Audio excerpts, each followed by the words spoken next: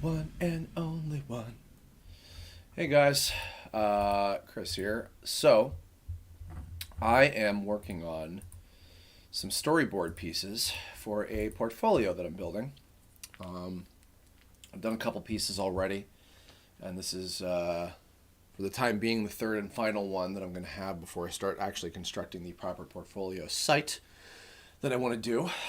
So, to explain a little bit about what this is a scene that I came up with that happens between some of the season 1 episodes of the Tome web series.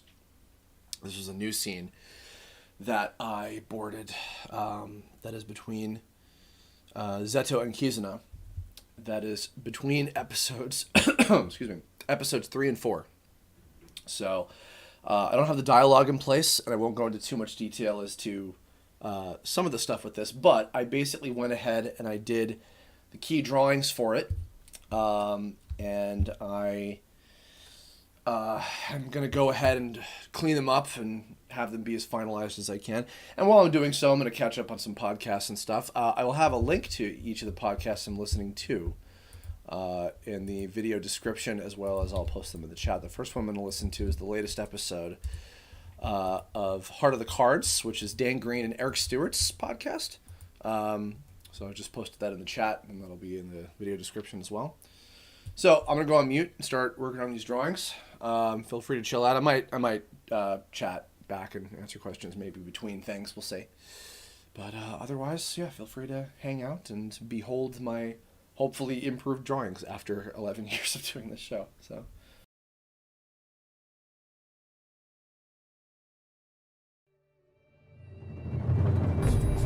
Welcome to the Heart of the Cards, a conversation about creativity, inspiration, and dealing with what we're dealt.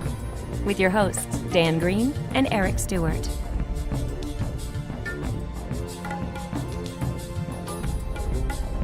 Welcome to the Heart of the Cards. I'm joined by my wonderful friend Eric Stewart, who's a talented actor, director, in my opinion, a producer as well, and he sings in the Eric Stewart Band as well as writes all their music. And Eric, how long has that band been around? We were actually hired to do the song for Fire and the Wheel when they first came out. So it's been a long time. Oh my God. That's I bet the social media was not so great though at that stage. No. Yeah, exactly. Twitter was actual birds back then, I guess. Oh, yeah. Right. Yeah. Chiseling away at a stone when you needed to write a letter. And I, of course, am joined by my dear friend Dan Green, talented voice actor, director, writer, artist. That's right, artist. And also I've heard a fantastic cook. I'm going to say that every time until you cook me a meal. That's your go-to. I've only heard, or read the reviews from your children. Yeah. But I have by my children. But I have not experienced it yet. And the next convention we're going to have to sit down, even if it's a microwave, and we're going to have a meal cooked by Dan Green. Okay, hey, I'm there for it. If you like warmed up chicken nuggets and French fries, I'm your man. That is my go-to. Actually, I have a chicken in the pot today. Some potatoes and some onions. So, sounds like a country song. Yeah, you know when you slow cook it, it like fills up the house with that nice home cooked aroma. I do. My mother would do that with her chicken soup. It would smell. Oh yeah. There sure, you it's go. Perfect for that. It's great for soups. Yeah. I didn't realize we were doing a cooking show, but there you go. A little behind the scenes it's with new Dan tack. and Eric. Right. Yeah. We finished up with the hero's journey. Right. Now we have a different focus. Right. Yep. The hero's meal. So that might be a thing for tips and tricks to cover. I agree.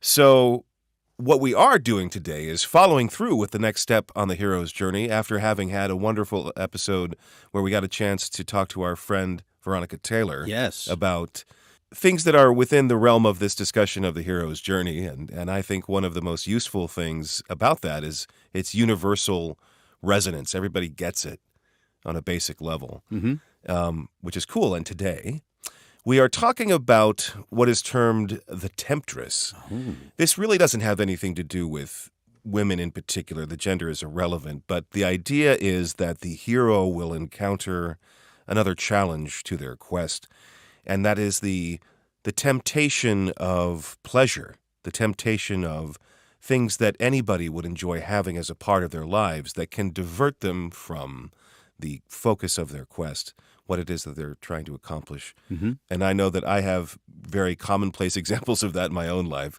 But that's the scope. It doesn't mean that the hero, if they are sidetracked, that the hero has failed necessarily, although some heroes do feel that way. So it's a common thing that we find ourselves having to struggle with over, I think, the course of our adventure, if we can call it that. So, but for myself, I wanted to put it in the context of my real life. And in the last several years, I have created a few things that I'm not finished with, but I'm very happy with the progress that's been made and what it has become so far, and that's Crossing the Gods. Mm-hmm. Yeah. And I know this sounds like an imaginary project to the people that may be hearing us talk about it. I've seen it in the works. I've worked on it. It's real. It's not a unicorn. And that is probably one of the most comprehensive, creatively challenging things I've ever attempted. Mm-hmm. It played on all of the ranges of what I like to do creatively: acting, directing, writing, illustrating. I love working with sound, so the sound design stuff matters to me too. I have been creating videos since I was a teenager, so creating video itself, which is also a combination of image and sound, has always been really compelling to me. And I have so enjoyed the process of doing that. That said, it's very isolating. Mm-hmm. And to make a lot of progress in a short period of time means the isolation increases. Being the father of 2 children, I am advantaged by their imperative, their need. I can't just be sucked down a hole because of them. Thank God they keep me rooted in the real world to some extent, and that really helps. But I have been through stretches of time, like weeks or months, where I have to remind myself, Dan, call somebody on the phone and just have like a conversation, not about work, not about something that needs to get done or what have you. And because I could very easily just talk to my kids and communicate, not even directly, through text or email or what have you, with the people that I work with. And that's pretty isolating. Yeah. Yeah. But there's also a tremendous reward that's come from that. So I don't look back over that stretch where I felt like that concentration was too much. But I look back on that and I think I climbed that far up the hill. As an independent production company, Andromeda greatly benefits from the support of its audience. If you're able to contribute as little as $1 a month, consider going to our Patreon page. Any support you can give means a lot to us creators, and we're excited to bring you more. Visit AndromedaProductions.com and see what's in store. If this is content you enjoy, please like, subscribe, and share on YouTube. And I've learned now how to better balance these common temptations. I love to play video games. I haven't played a video game thoroughly in over a year or so. Because I would feel guilty. I feel like I'm giving into the temptation of it. I'm not going to use the gender. Right. The temptation of it. And obviously, anybody who does play video games, I think I'm superior to, and I think that they're slackers. I'm kidding. Well, that's I'm true. joking. That's true. Yeah. But I guess I'm also delineating a difference between necessary human contact, like isolation to an extreme, where you're really neglecting necessary things, and then there's a range to where you really you'd rather screw off on a certain day, sure, and not do anything. One of my favorite things to do is, especially this time of year where it's colder, have a reason to comfortably have a comforter over me in my bed and watching whatever on my screen that I want to. Yep. I could totally kill an afternoon that way. Yeah, well, you're also allowed to do that. You're allowed to do that. I don't know if I would necessarily say that that's a bad temptation sometimes to do that. I mean, we need we need the downtime to recharge as well, That's true. That's true.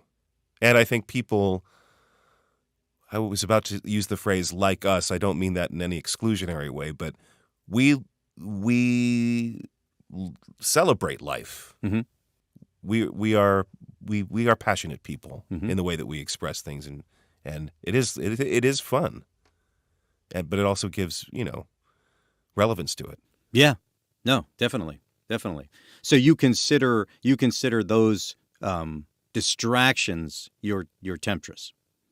Sometimes they are right distractions. They aren't. We were just talking about giving yourself things socially that are good for you. Right. This is the other side is I also do give in to that temptation of just distractions that I don't really get anything out of. Right. Sometimes when I'm distracting myself with them, I can feel my consciousness knocking on my door saying, "Hey, this is really just BS. Let's get out of here." No, it's interesting. I would not have thought of that, but of course, you make me think about my own. I think that I use the procrastination. That's my temptress. Is that yes? I'm guilty of that too. Yeah, as someone who knows me as well as you do, I'm always doing something. And to find the time to find that downtime, I'm a gamer. You know that I'm a video gamer. Most of the time, I do that so that I can shut down my brain a little bit because I'm overthinking everything in the world. But which is funny because for people who are listening, playing a game with Eric, his brain is not shut down. He's hyper focused. Thank you. I appreciate usually because he's playing a sniper. Well, yes. I definitely enjoy my gaming. But even just the other day, I've been doing a lot of organizing. That's another thing that I do. Okay. That's another thing that I do for therapy. I have collected way too much stuff. I wouldn't say I'm a pack rat, but I just have too many things. I have a hard time getting rid of things. Probably goes back to the source of me not wanting to, get rid of people too, right? We talked about that in an early episode. Like I keep things around. They all have a story. They all have memories. I was talking to a musician the other day and we were talking about guitars and I said, I have a pretty decent collection of guitars. And he said, yeah, I've got to sell this one because I want to buy a different one. And I said, in the years I've been playing, which probably, 40 years, I have only sold one guitar in my life that I owned. And it's because not that I play them all and not that they're all worth a lot of money, but they all have some sort of story. I mean, it might be my own story, but I just don't want to part with them. So I use a lot of, okay, I'm going to clean this. I'm going to organize the cables in my studio. That sounds exciting, doesn't it? I'm going to, yesterday while I was exercising on my bike, I decided that the cabinet that's underneath my television, it's 3 different cabinets, and it contains my vintage video games, all my DVDs, everything like that. I opened all the doors so that during my 1-hour ride, they would be staring at me, the mess that was in there, so that I could contemplate the best way to organize and get rid of stuff. Now, this sounds very OCD, but really what it is it's me procrastinating about the other things that I should be working on. Yes, I need to organize my house. And yes, I need to come up with a more streamlined way to find things because I will tell you that I now have 3 containers of salt in my cabinet because I keep buying a new one, not knowing where the other one is, right? It's like now I will not buy another RCA cable, audio cable, because I have about 400 of them organized in my studio.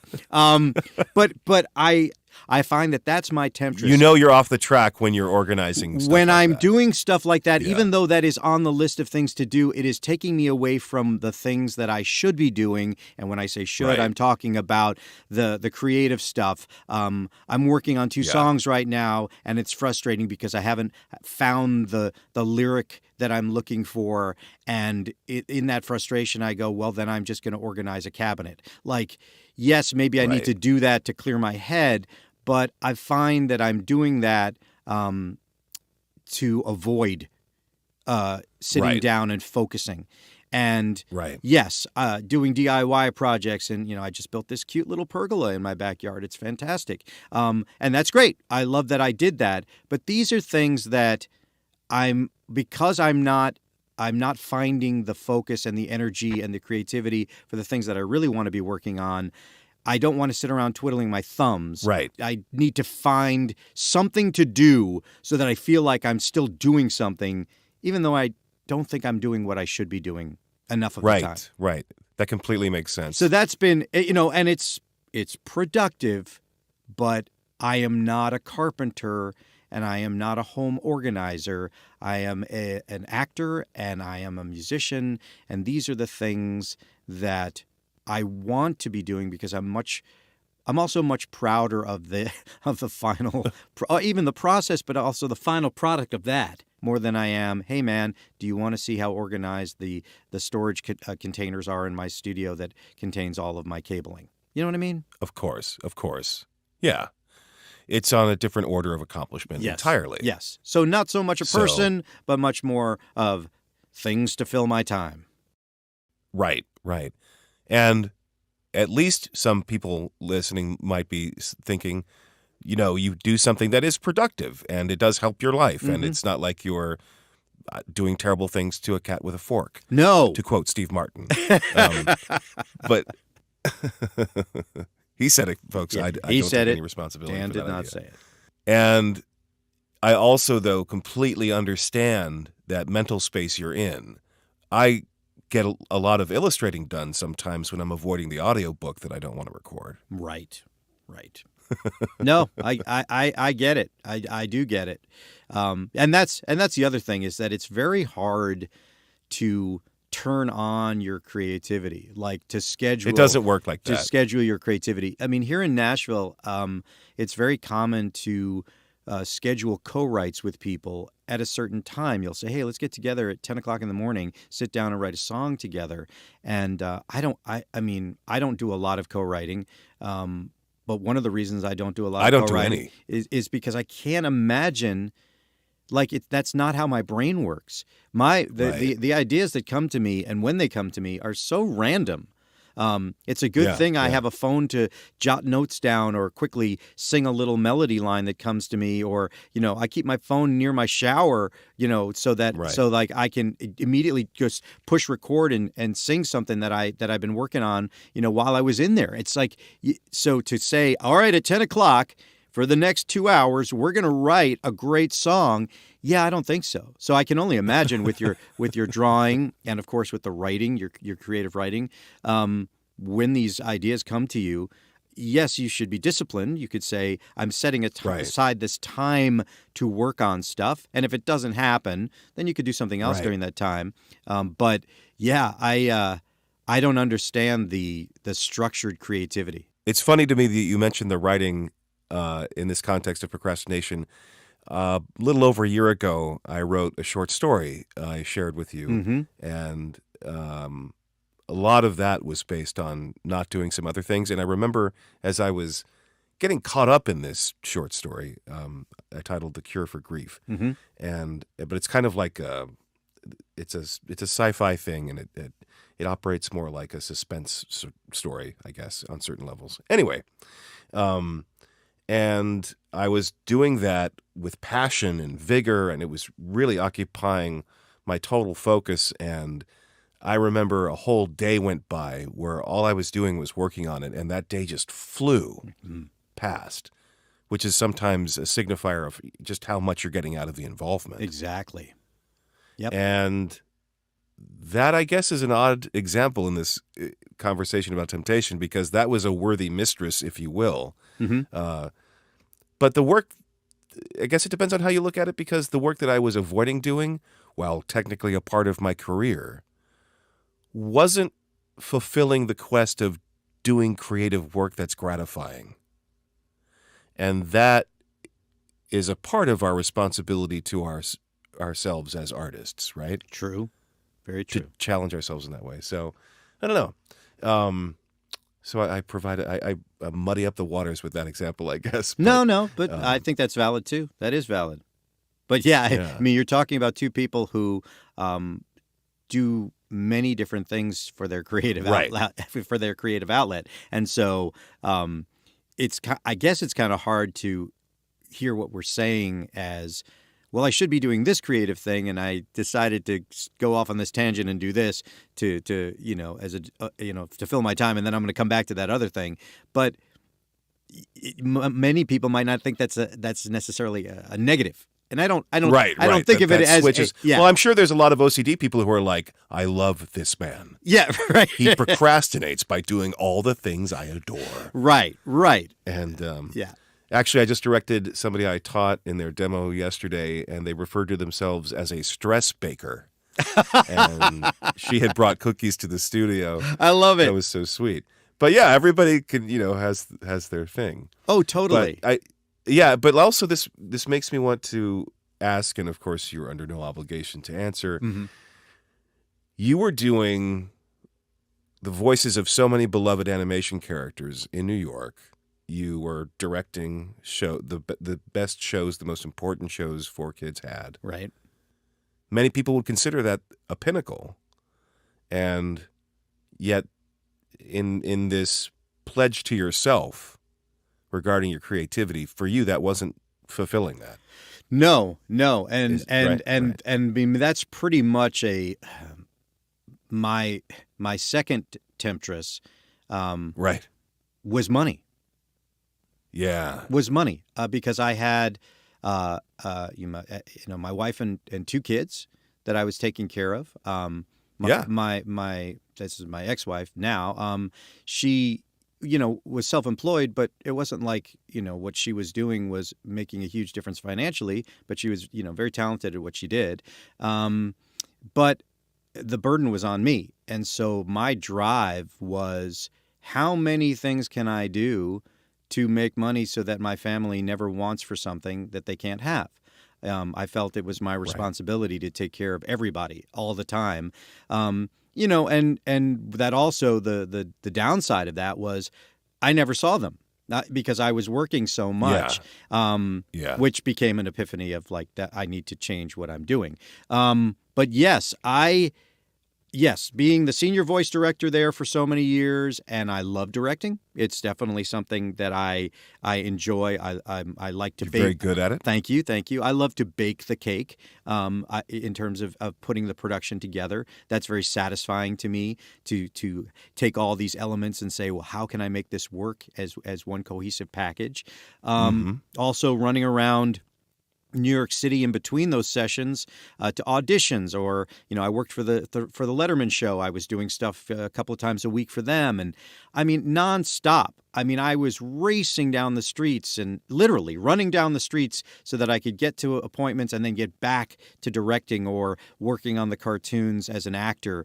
And yes, I enjoyed being a director and a voice actor in New York City, and I will say I was very successful doing that, both creatively in terms of the characters I played. I love those characters, and also financially. Yeah. I mean, I was on staff as a director, so I was getting that, and then I was a pretty well-known voice actor in New York City, so I was doing that, and then the cartoon voices as well. So I mean, we were not hurting, which was a miracle as an actor.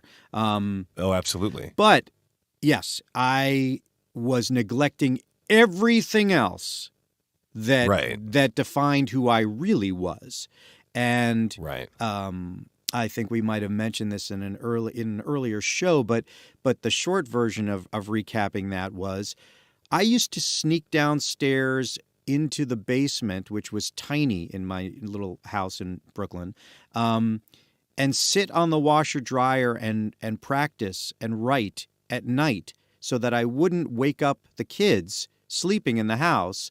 And because I would get home so late, they'd already be in bed, and it'd be like 10 o'clock at night when I felt creativity, and I would go down there, and it literally was a staircase down to probably a 10 by 12 dugout dirt floor basement with a washer dryer and a little bit of storage down there. Tiny. So, I mean, it looked like I was hiding from, people hunting me down, right? It was, I mean, it was ridiculous. And my wife at the time, Jenna, came downstairs and said to me, "This is absolutely ridiculous. You work so hard, you own this amazing house, and for you to do what you love to do, you have to come down here and sit on this washer dryer and write songs. This is absolutely ridiculous. Like, you need to come up with a change." I mean, that was a very nice thing for her to say to me, to recognize that. But yes, the temptress was work, make money, and not for any other reason than because of the responsibilities I had. I didn't care. To provide for your stupid family. I know, right? What a selfish, ridiculous. But yes, it wasn't like I needed a fancy car or I wanted to, have the fancy clothes. If anyone knows me, I wear the same outfit all the time. Like I have 10 of the same shirts and the jeans, and my multiple hats all look the same. I mean, I'm a man of continuity. But yeah, I would definitely consider that as my temptress. I really wanted to work all the time, and the shift down to Nashville, walking away from that, was scary, but it was all, I mean, you know from our conversations outside of the podcast, like, I am happy. Like, it's a different environment, and it's not... It shows. Thank you. And it's not as stable, but in terms of life, like, my goodness, what a better balance. I can still be successful financially, but that is not driving me every day. Right. Like, how am I going to get this? I mean, to be quite honest with you, I turn down auditions sometimes. I don't do them. Sure. Even sometimes what the job is going to be is something that I don't want to spend my time doing. I know that sounds really like a diva, but it's because, my goodness, if I book this project, do I really want to be doing this thing for 3 weeks or a month? I don't. That would be a distraction. That would take me away from, I said to someone the other day, I like to think of myself as a voiceover cheetah. I want to do the job fast and good and move on to something else. I don't want to run the marathon. I want to be like, boom, got that done. Boom, got that. Wow, he's fantastic, and move on to the next thing. That's how I want to be considered, the voiceover cheetah. That's a great goal. Thank you. That's a great goal. Explains why you might be hiding from hunters in a basement. There you go. There's some learned skills. Full circle. And what about you? Do you have a second one? I do, but I think before we do that, yes, maybe we should check in with our wizardly friend Tips and Tricks. To see if he has anything to say that might be helpful about these sorts of things. I think that's a great idea. Welcome to Wizardly Words of Wisdom. I am your host, Tips and Tricks, and I was trying to have a conversation the other day with one of my sons, but he was perpetually distracted by his smartphone, yes. Well, he asked if I was perturbed because he'd been tweeting so much, and I said, my boy, if you haven't gone to the trouble of transforming into a bird, why bother tweeting? I don't know about that. But I do know a thing or two about staying focused. First, eliminate distractions. They can be nearly anything, including your social media. Put your phone in a place where it cannot pull your attention away, and have a space and a time to call your own. Number 2, don't multitask. Yes, it feels like we're accomplishing more, but we're really only doing more less well. Being able to pay attention to one thing is a refined skill. And thirdly and finally, take short breaks. Yes, that may seem counterintuitive, but if you find yourself in a rut, step away from the work for just a moment. Allow your mind to refresh itself so that you may redouble your efforts. And finally and thirdly, I can't help but think I wouldn't make these mistakes if I retained more focus. But I'll give you one more, just because I like you. Sleep and eat well. Your body needs energy, and your mind is a part of your body. And that's where all the focusing happens. So make sure you're maintaining a good level of energy. Speaking of energy, I'm going to transform into some. That's all I have for you for now, but I'll look forward to the next time I can share with you some wizardly words of wisdom. Well, once again, some great advice from our friend there with his wizardly words of wisdom. I'm going to ask him next time the best containers to use to organize my spices. He'll have an answer. I know he will. I don't know if you'll want to use it. No. A lot of people have been asking maybe if Tips has a friend that could help. Yeah, that's probably good. We should find out. I'm sure he doesn't live alone. The greater world of Tipcentrics, and we should dive deeper into help that. Bring into the conversation. Yeah, definitely. So anyway, I was asking you about your second example of a temptress, if you had one. Yes. So it relates a lot to what you were just talking about in terms of meeting the responsibilities of your life. Mm-hmm. There are fundamental things that we have to address: where we're going to sleep, how we're going to eat, all that stuff, obviously. Mm-hmm. And so your temptress of money was satisfying that obligation in your life, which was a very normal, understandable, some might argue even primal thing that you had to do. Mm-hmm. Sure. And I think that temptress can be generalized beyond money. Money was a utility which provided you a security. Yes. In that example, right? So that need to make reasonable choices is something that you need to have in your life, or you might end up in some really precarious positions. But it's dangerous if that becomes limiting to your experience of life. So being safe has stability, but you may never experience joy. Very true. Very true. Right, if you walk the other side of that, you will have joy and instability.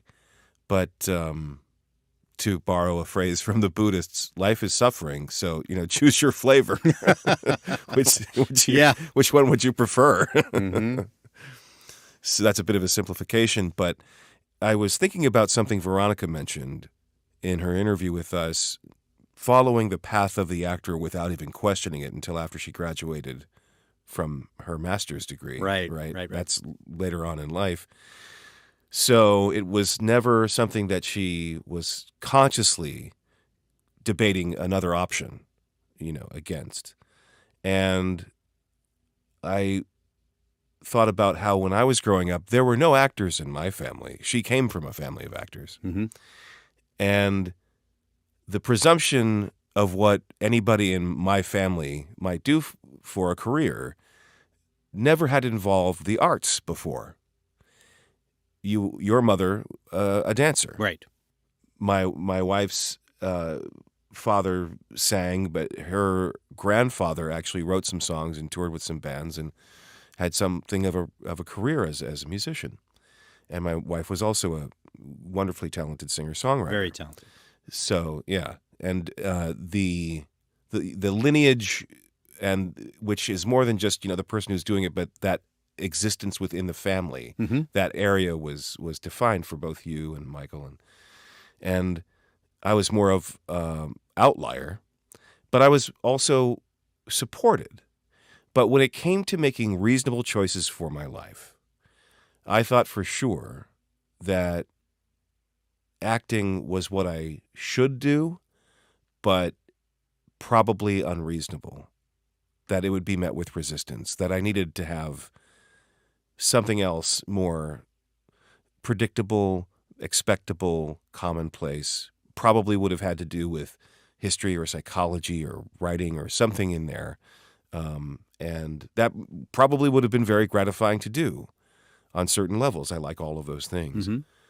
But I think it's very easy to listen to the voice of temptation that's not tempting you with some carnal pleasure, but rather the promise of security, the promise of predictability, Right. which is a very seductive thing in and of itself. Now, I think I can say that I've pretty successfully resisted being conventional in a lot of ways, and some of them are not choices that you make. Some people are just unconventional. Well, when you were younger, I didn't mean to interrupt you, but when you were younger, Yeah. did what types of jobs did you have as a teenager? Some mowing lawns, some delivering newspapers, Right. stuff like that. Yeah. Yeah. I'm just wondering, so you had a taste of sort of the norm, to To a degree, yeah, right. Yeah. Did you ever work in any other industry? One of my favorite jobs, it was what I would consider my first job, like where... I can't believe I've never asked you this question. I can't believe after it's okay. but the friendship that we've had for so many years, I can't believe I've never asked you if you've been anything else. Right, because you've mentioned your early background. Yeah, but I've never. regarding I apologize Yeah. to never have asked you this question because I'm very curious. I am so insulted that I don't even care. Yeah. Okay. Well, tell me. I'm not offended. Okay. So this is one of my favorite memories in my life. So my first, what I would consider real job, apart from mowing lawns here and there and, delivering newspapers, I had to go somewhere and had a boss directly over me, and, that's a different experience. And I got a job with the landscaping department. That's probably not the right name for them. And for Rutgers University. Oh, cool. So Rutgers has many campuses. They actually, I think, have the second largest bus fleet in New Jersey because they have to bus their students around to all these different campuses, and Rutgers is certainly not a small school. Anyway, there's lots of grounds that need to be kept up. And if you've never had the pleasure of weed whacking and trimming and making a lawn and area just better. Like this would really appeal to your OCD side. Oh, I know. It's a fantastic meditation. It is. And it's directly gratifying work. You see the results of your efforts. There's no ambiguity about it. Mm-hmm. And you're expressing it over a large area. Yeah. And I could do a lot of that work while listening to music, right? You have your ear protection, and then underneath that, you have your headphones. Right. And right. I wasn't being sneaky. Nobody minded. Right. That was all, that was fine. Because you're off doing that for like an hour at a time or whatever, or more. And that was really gratifying. And it was also gratifying because we put in this walkway, and which required moving a lot of earth and digging up stuff and wheelbarrows and shaping some ground around it. And there were timbers that made the pathway cut through this mound in the center of a compound. It was, you could put your back into it. Sure. And that's also gratifying when you feel yourself, working hard. Yes. So, But no, that's great. Anyway. And yes, and I definitely mowed lawns and drove tractors and stuff like that. At the tennis club where I grew up working, we would have to sweep the courts with a tractor pulling a broom, and then go and then dust off the lines. And the pattern that you used, that you drove the tractor, was it really worked well with my OCD of like how can I do this with the least amount of turns and all of this sort of stuff and get it done. And so I can understand. I did some landscaping too, so I understand how that can be very therapeutic. But that's interesting. So but both your parents were in education. So there was a lot of that would have been an easy. Well, the next job job I had the next summer was teaching. Right. So having that as an influence of like, an example of I could always do this, and of course you teach now with your voiceover training. Right. But it is interesting that you grew up in a family that didn't have those performers. Right. But it would have been so easy for me to not have not taken that risk at all. Yeah. Because and also where you grew up, we're not talking about the center of the theater community. Not that there's not in Indiana. No. But by the time Mom and I had moved to New Jersey. Yes. I mean, I was so lucky that Rutgers was a very good school for acting at the time. I think it still is. And you mentioned how that move was so traumatic, but you also can thank ended up in a place that was you can totally thank better. that move for putting you in a place that you Yes. could pursue what you are. Yes. Which also another thing that I became after moving to New Jersey, because of the breakdown demographically at my school, at the high school, I became an honorary Jew. I attended so many seders. Welcome. It was awesome, though. Yeah.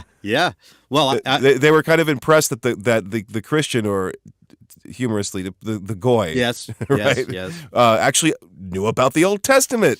There you go. Yeah, that part's we share that part. I'll have to remember to invite you over for Passover. For sure, I'm there. See, we're going to be trading meals again. There you go. There you go. Well, no, so you make this you make this decision to not follow into safety and stability. Yet you are a very stable person. But explain more about like that challenge. Well, interesting that you were about to use the word stable. I don't know that I really can claim I heroically made that choice, because I had been struggling so much with depression, and I think I mentioned on an earlier episode that of all the things that I was doing to screw up my life, not doing my homework, and I wasn't hurting people or myself, but clearly I was creating roadblocks, shall we say. Right. And I only got my act together for doing a show.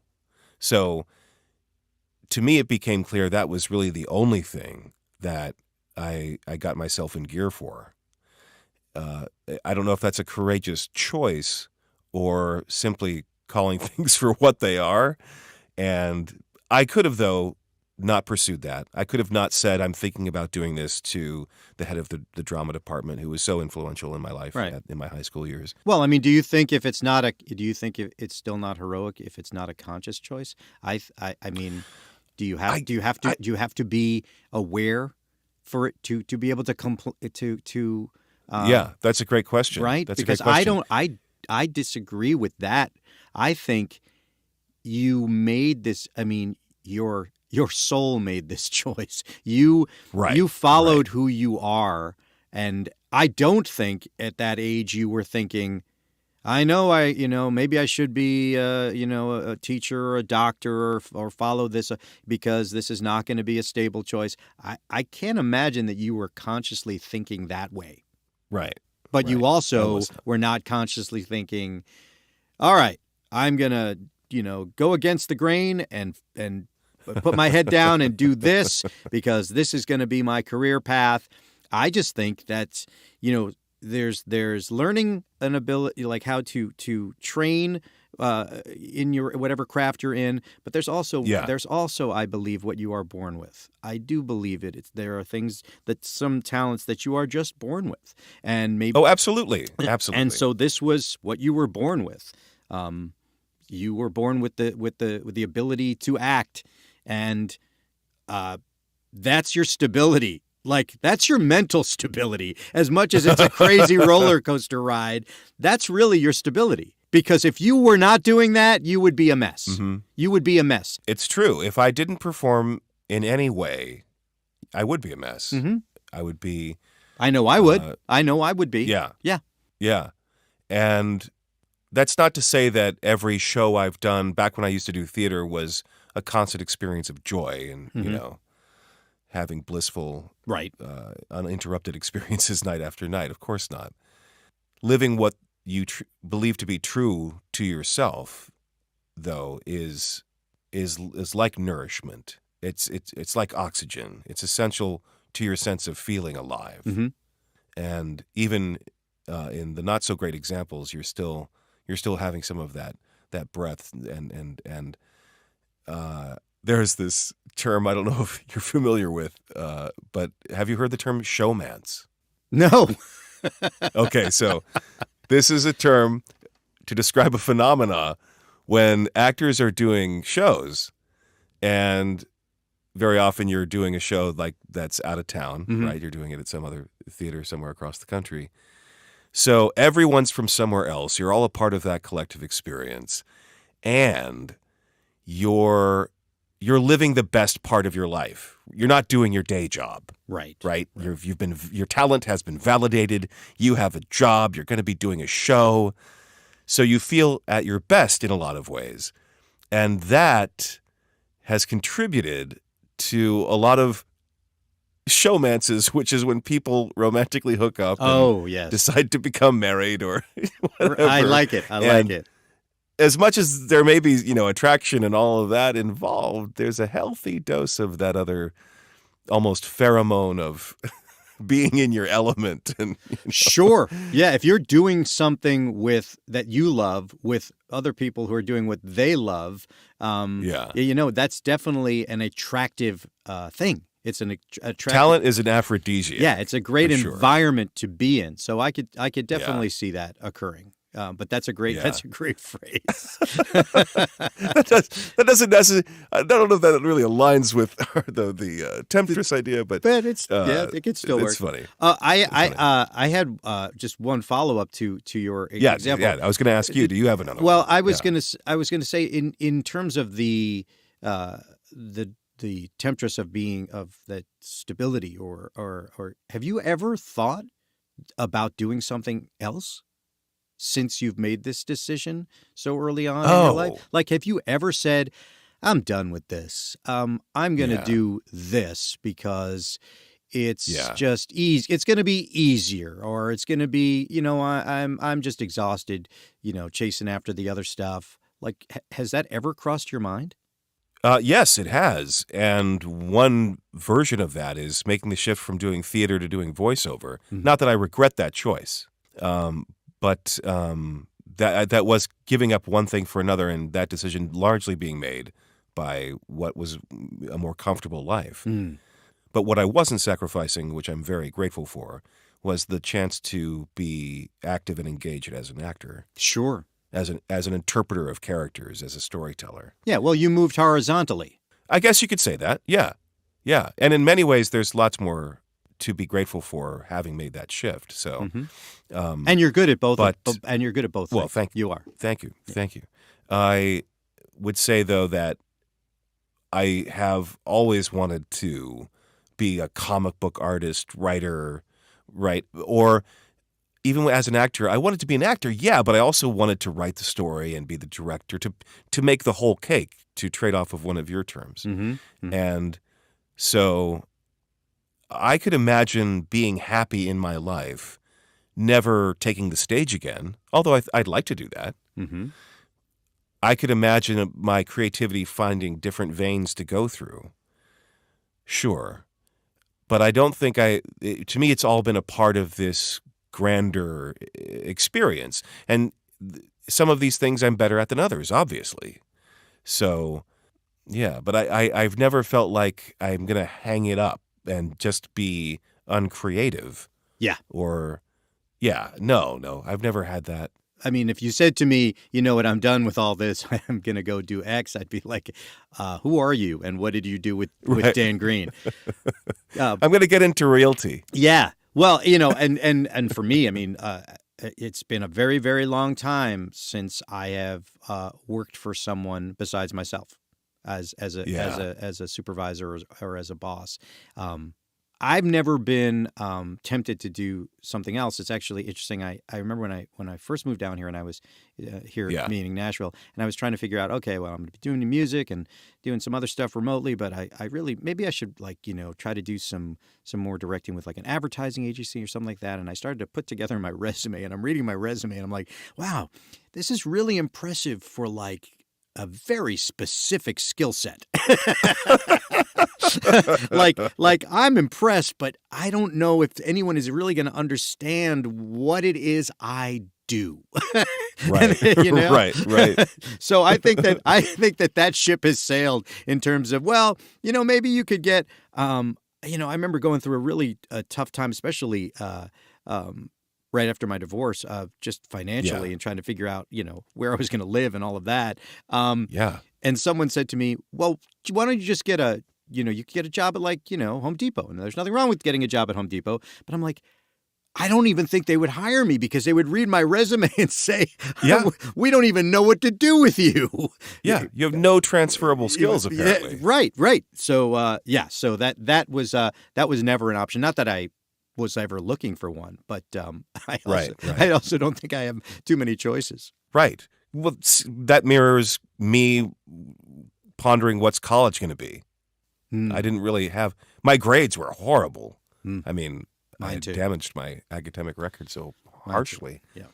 But whatever these temptations are, I think you and I are lucky or feel grateful for having a clear sense of what our calling is, what it is we feel like we should be doing.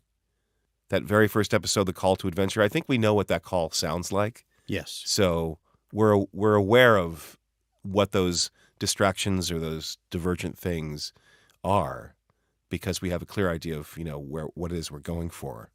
Don't you think? Yeah. And I think people listening to this, hearing our journey, these things that tempt you or distract you, they're not negatives. If you're trying to follow a career path and you don't necessarily know where that path or which path you're going to end up going along. I mean, right.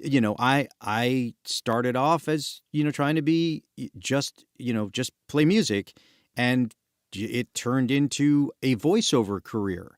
And that's great. It's great that sort of came together that way. But, was that a distraction that I wanted to get a job in a recording studio? No, it was part of this other plan, but then it led to something else. So these distractions and temptations can also be a positive later on. But for sure, hopefully someone listening to this will also see, if they are filled with all of this stuff going on, this whirlwind of stuff, that that's not a bad thing.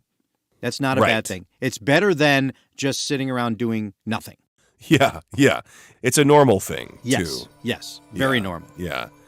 And also in the temptations are not necessarily bad category, of course you should have fun with your life. Of course you should have time where you're not on mission, right? Mm-hmm.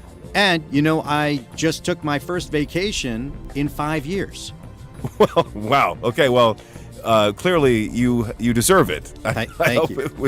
It was rewarding, for sure. Thank you. And we hope that you've felt that this time has been rewarding, and we are always grateful to have you along in this conversation about creativity, inspiration, and dealing with what you're dealt. Till next time. Thanks for listening to The Heart of the Cards with Dan Green and Eric Stewart. We hope this conversation in some way spoke to you. Whatever your journey, we look forward to crossing paths again in the next episode. This is Veronica Taylor, and on behalf of Andromeda Productions, we wish you well.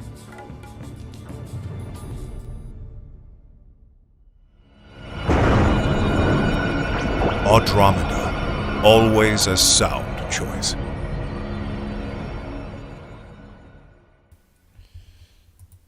That was the latest episode of The Heart of the Cards, The Hero's Journey, The Temptress, with Dan Green and Eric Stewart, voice of Yugi and Kaiba, respectively.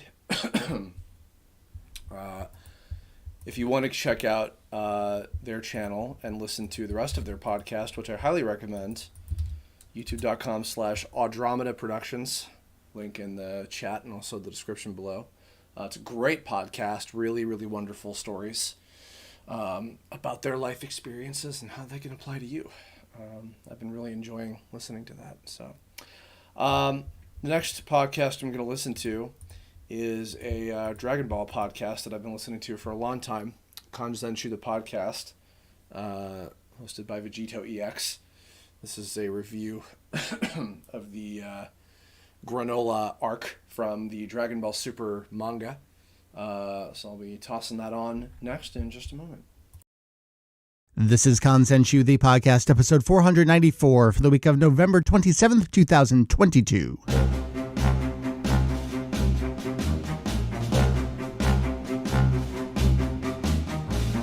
Hello, hey, os, welcome back to to Kanzenju, the podcast, an extension of the all-encompassing Dragon Ball fan site, Kanzenju. We cover anything and everything Dragon Ball in hopes of enlightening and a little bit of entertaining. Hey, been a while. My name is Mike. You may see me around the internets as Vegito EX. We got a doozy of an episode for you this week, month, quarter, whatever it is at this point. Just in time for things to pick up next month, we're reviewing the Granola arc, Granola the Survivor, from the Dragon Ball Super manga.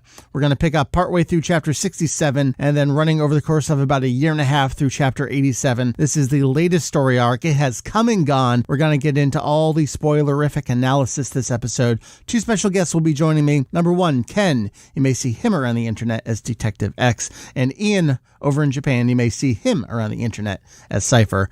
Over these next roughly 2 hours, so buckle in, we got a good one for you. I'm going to hit you up on the flip side of that discussion to look ahead what's next for the podcast and the site as a whole. So enjoy. We're getting right on into it. I'll see you then. Here we go. We are back again for another gigantic arc review. This time around, it is the Granola the Survivor arc from the Dragon Ball Super manga. Who's here with me today? Back again from the Moro review, it's Ken. Hey, Mike, I'm proud to announce that we're nearing the climax of this episode and that the next podcast episode will be out before the end of December 2022. Yeah, that's the truest statement I've heard from the realm of Dragon Ball this calendar year. Thank you very much, sir.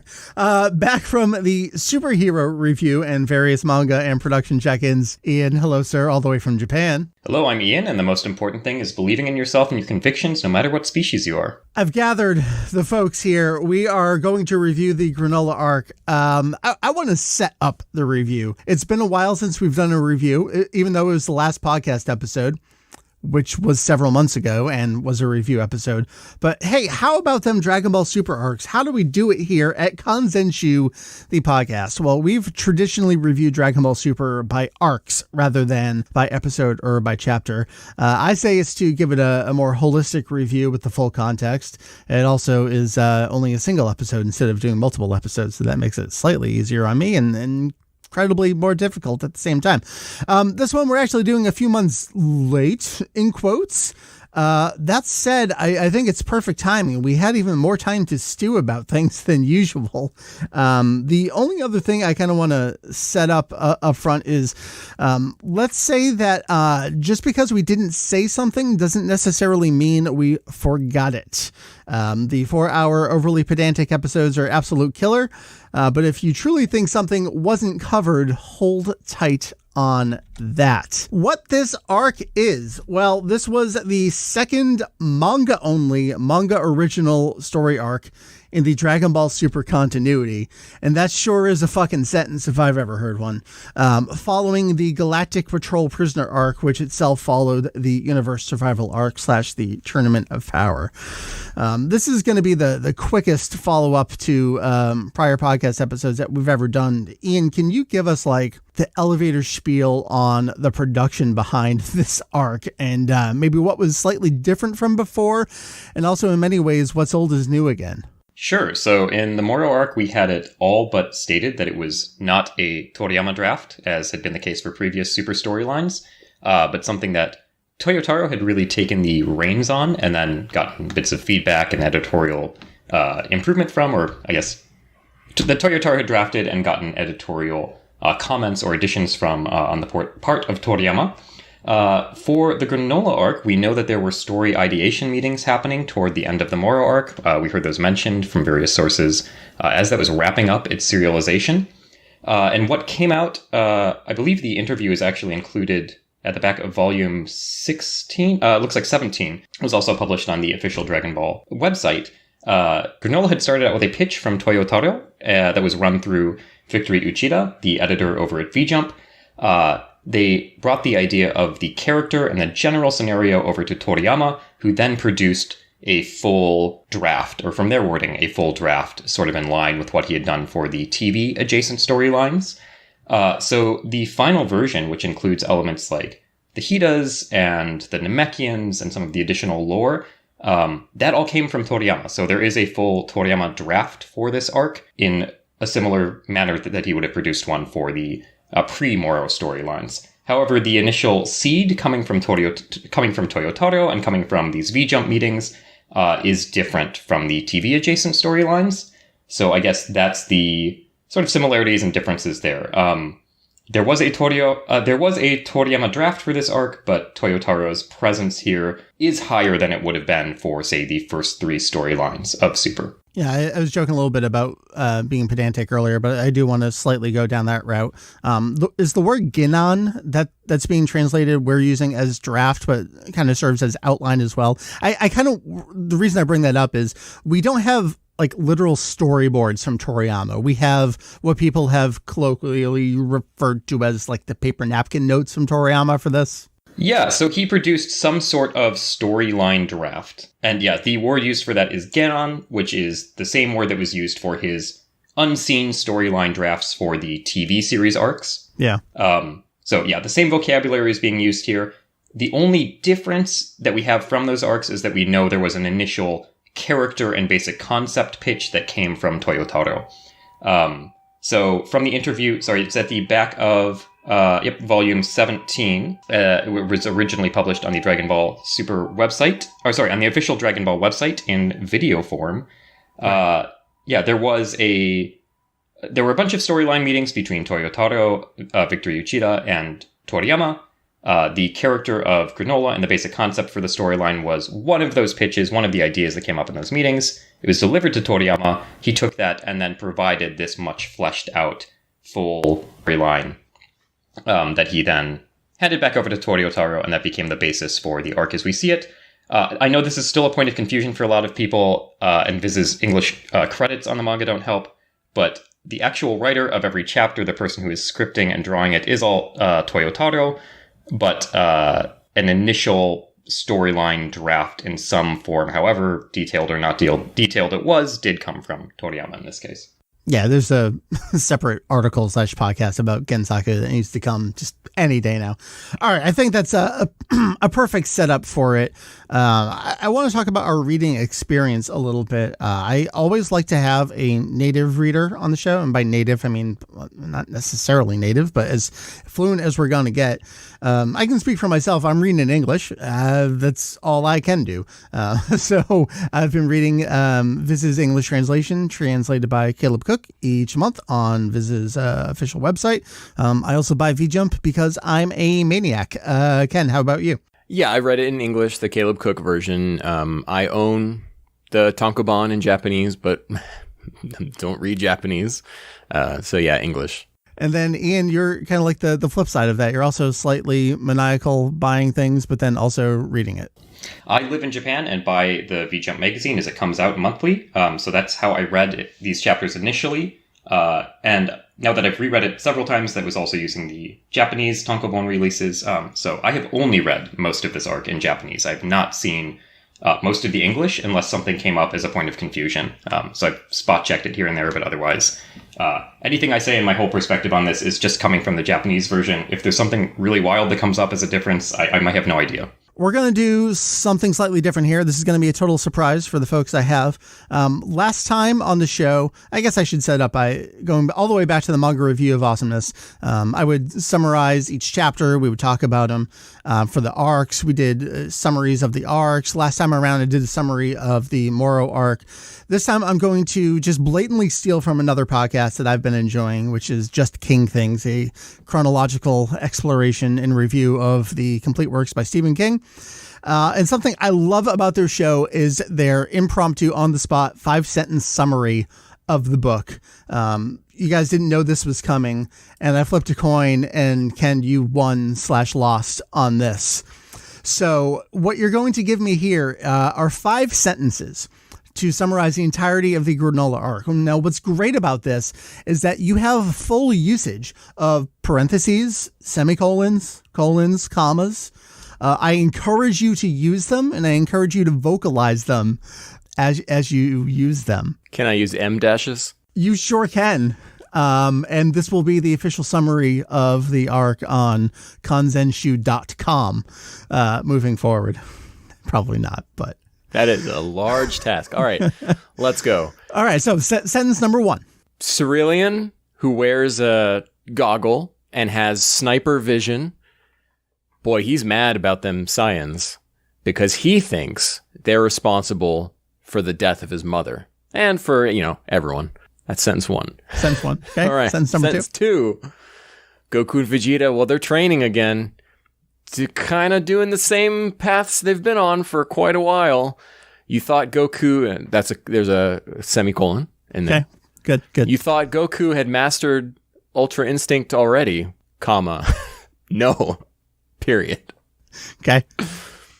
Vejitas, who are behind nasty stuff in the universe, they have set up for Granola, who has used the Dragon Balls to become the greatest fighter in the universe. That was in parentheses. Okay. I'm on the third sentence, right? Okay. Yep. You're midway. What else can I cram in here? Okay. The Vejitas have set up for Granola and the Saiyans to fight, the Saiyans being Goku and Vegeta. That was parentheses. So that they can take each other out, clearing the way to deal with a recently resurrected Frieza. Okay. Sentence 4. Uh-oh. Yep. I got a lot to cram into this one. So Goku and Vegeta fight Granola, and ultimately it's revealed that Goku's dad, Bardock, was not as bad a guy on Planet Cereal, right? Planet Cereal as they thought, leading Granola to uneasily side with the Saiyans. All right, here's the big finale, final sentence here. Yep. That's going to cram about 10 chapters worth of story in it. Goku and Vegeta and Granola fight Gas, who has also become the greatest the universe's greatest fighter, only for Frieza to show up at the last minute, kill Gas, kill Elec, and recruit Oil and Maki.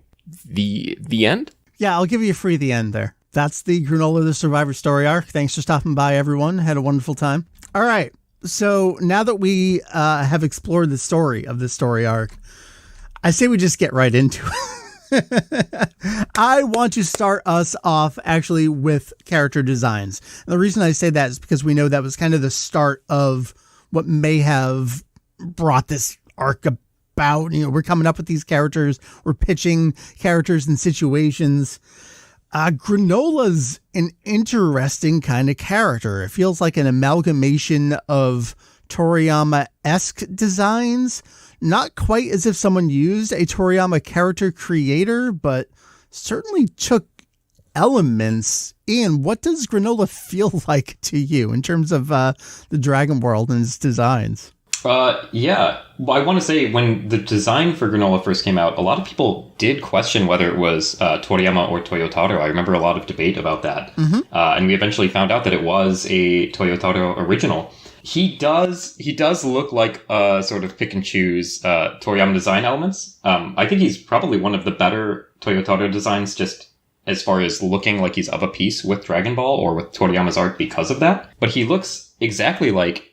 Is it Kintoki? Is that the name of that series? The Kintoki comparisons are really interesting because of the eye thing, goggle-ish sort of things going on, sniper-ish. Yeah. He looks almost exactly like... Well, now that I'm looking at him, I don't want to say almost exactly, but he does share a lot of elements with Kintoki, the Toriyama character from... his own self-titled short series. The hair design, the scarf design, the color choices a little bit as well. He feels a bit Dragon Quest-ish from some of the more elaborate or like slightly more steampunkish leaning designs that occasionally crop up there.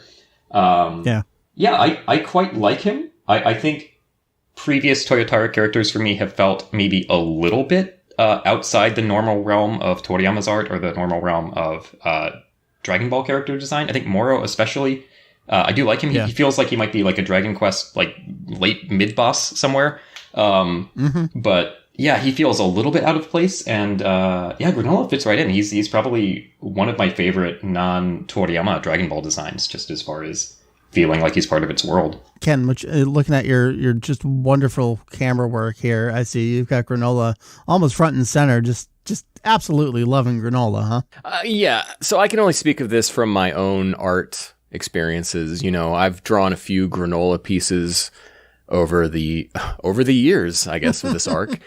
And I think, like, small detail wise, I think he's a little bit over detailed. It is annoying when I'm drawing like his belt and then I have to go and draw all the little dashes that imply a thread moving through that. And like, for me, I really liked it when his coat kind of got blasted off and he just had the under, because it's like the classic Toriyama thing of, oh, now I don't have to color in the hair.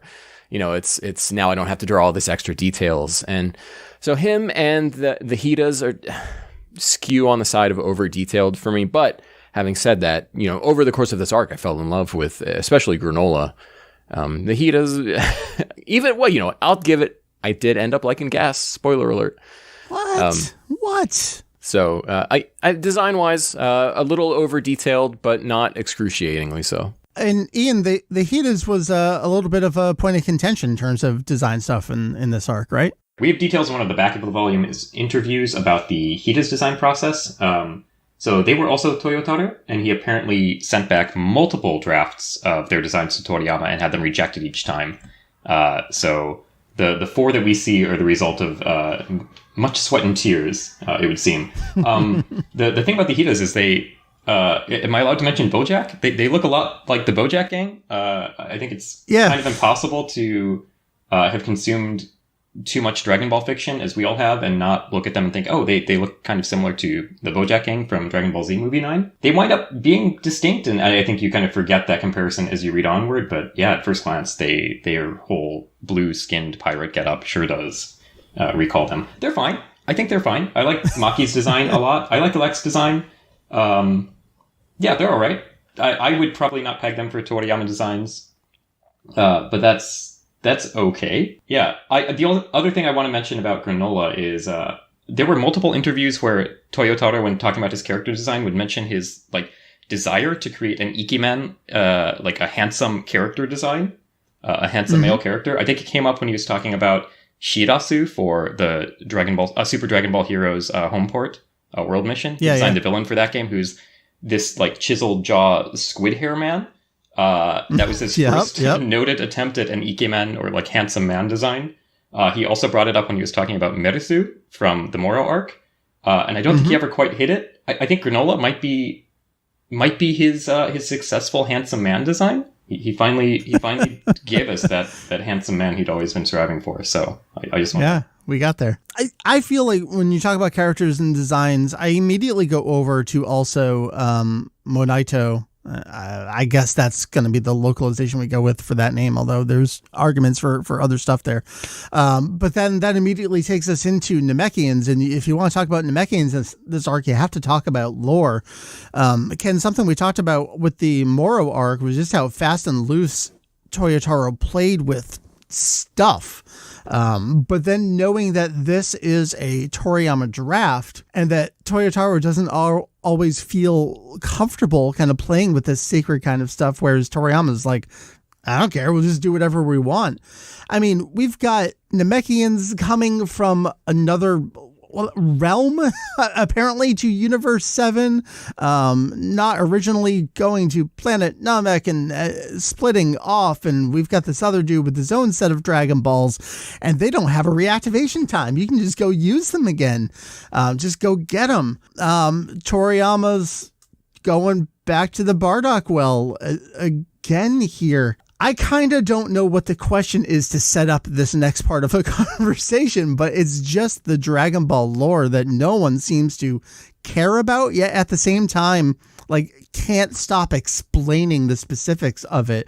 I have this working theory that Akira Toriyama and Stephen King are actually the same person and do the exact same stuff, just in completely different mediums. And this is another of, I think, those exact parallels.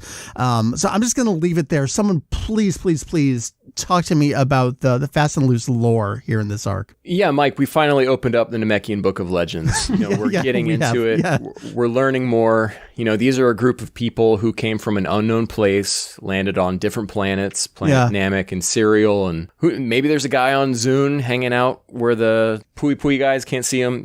Who knows what's going on with the Namekians, and that's why this is like from day one of Super when they started talking about the Namekian Book of Legends. Tell me as much as you can about them. They're such a mysterious people. They have these crazy wizard powers. They create these dragons and these balls, and each one is different. And we've got Toronbo now from Kurunga, from Shenlong, from Super Shenlong. I don't know if he ever got another name. Isn't there still the mysterious guy who created the Super Shenlong out there? Or we got Zalama stuff to do at some point. Sure. So throw as much of this at me as you can. I'll eat it up. And then, we see more playing with the Room of Spirit and Time here from those things that were introduced last arc with Merusu. It's just, fast and loose with the lore. That's how I felt it was last arc. But now that he kind of tipped over the box of Legos and they're all on the floor, now he's picking them up and creating interesting things with them. Yeah, I feel like if anything, last arc was maybe a little restrained on that front. We did have the additional Room of Spirit and Time, which I thought was interesting. So we know that there are other ones out there on different planets with their own time relationships with the outside world.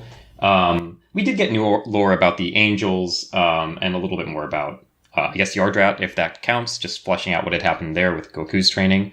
But otherwise, not a whole lot of new world-changing content. And I think the interesting thing about the Granola arc, maybe we'll get into this as we talk about the structure of the arc, but it's this really small, self-contained story in comparison to, say, the Moro arc, or really any other arc of Super. It's very small scale in what its plot and conflict is, but it crams in all of these weird bits of lore and cosmos expanding pieces. So yeah, we have the bit about the Namekians coming from outside Universe 7, new set of Dragon Balls, new powers for everyone, more Rooms of Spirit and Time, major backstory changes for Goku, and this all comes in this tight little story. So there's this weird effect where it feels like while you're reading back through it, a lot of things are being introduced and changed and happening at the same time. The story doesn't move a whole lot. It's really one encounter. It's set up and action. It's this this small little 2-act story.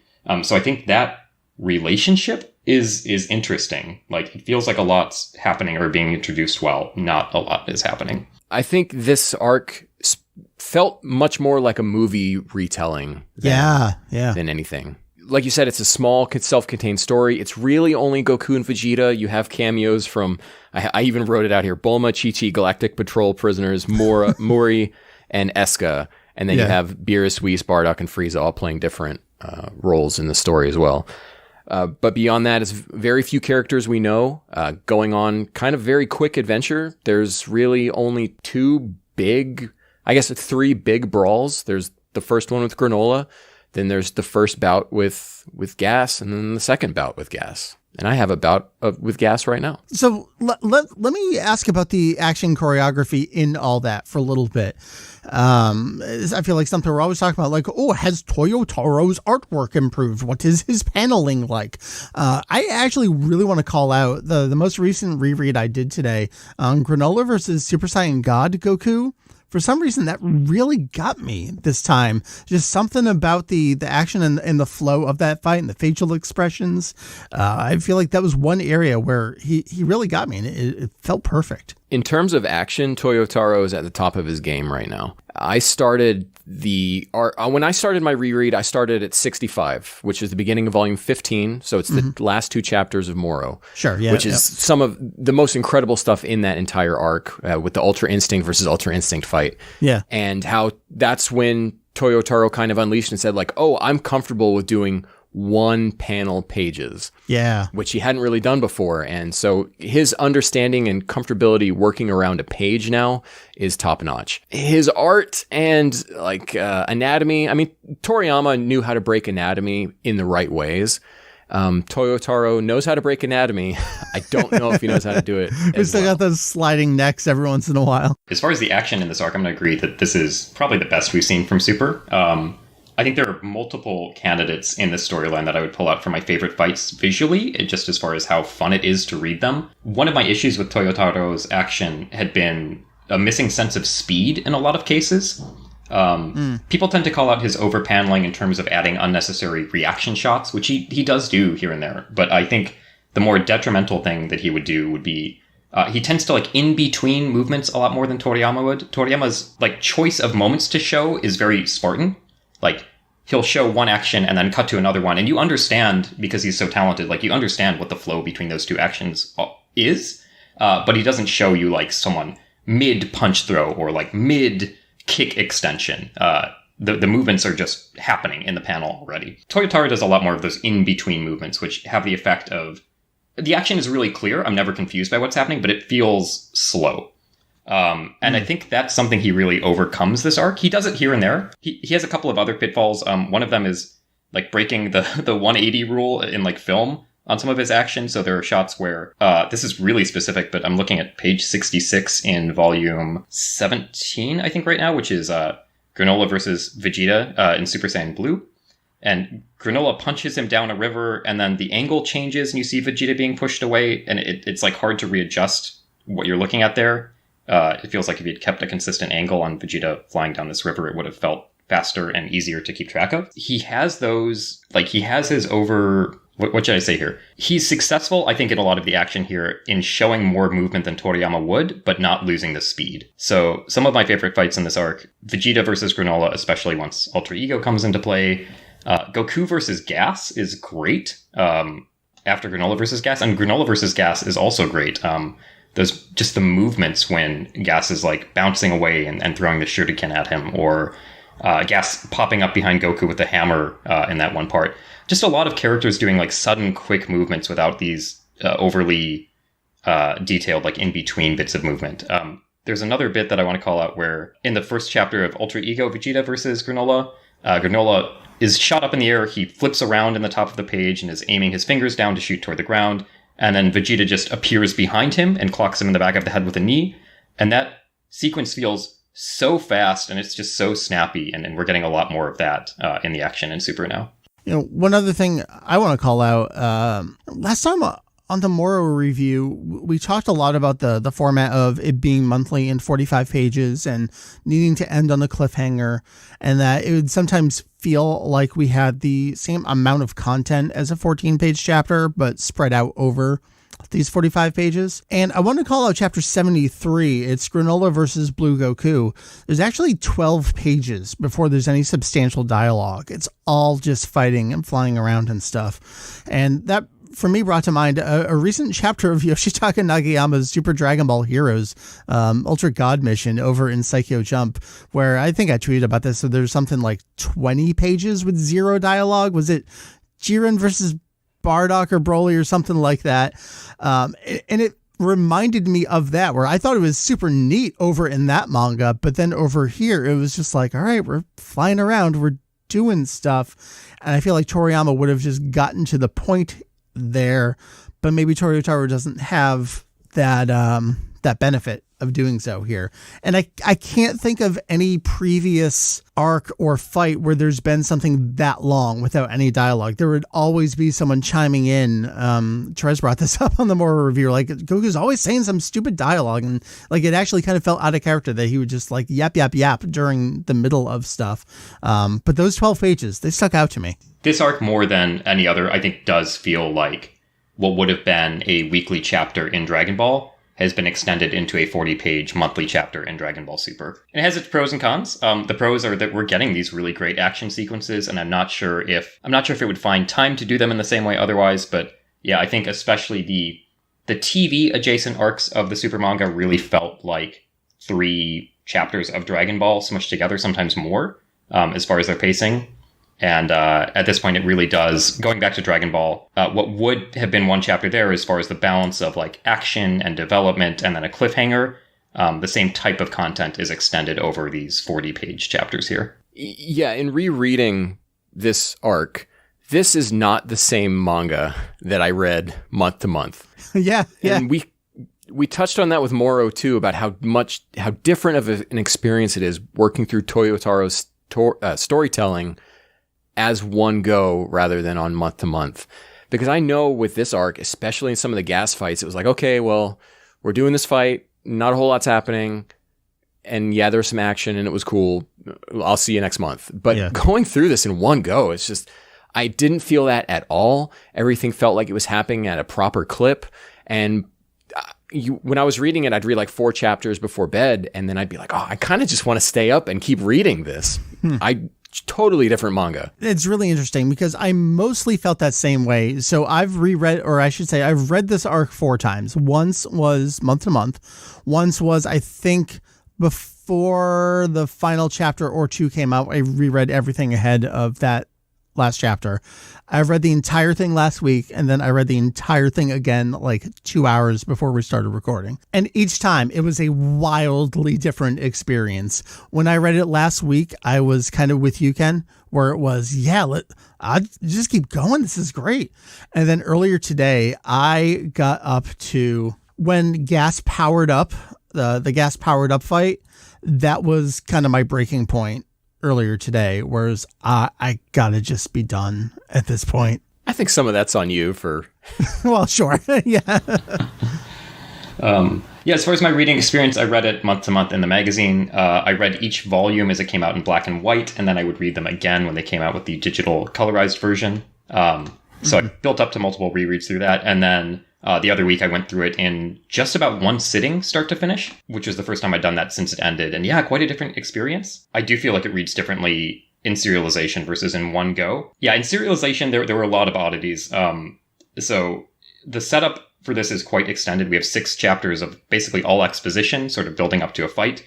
And I think that led people, myself included, to believe that this would be a really expansive, long storyline. Rereading it, knowing that that's not the case, that all seems fine. Like, I'm completely fine with that pacing.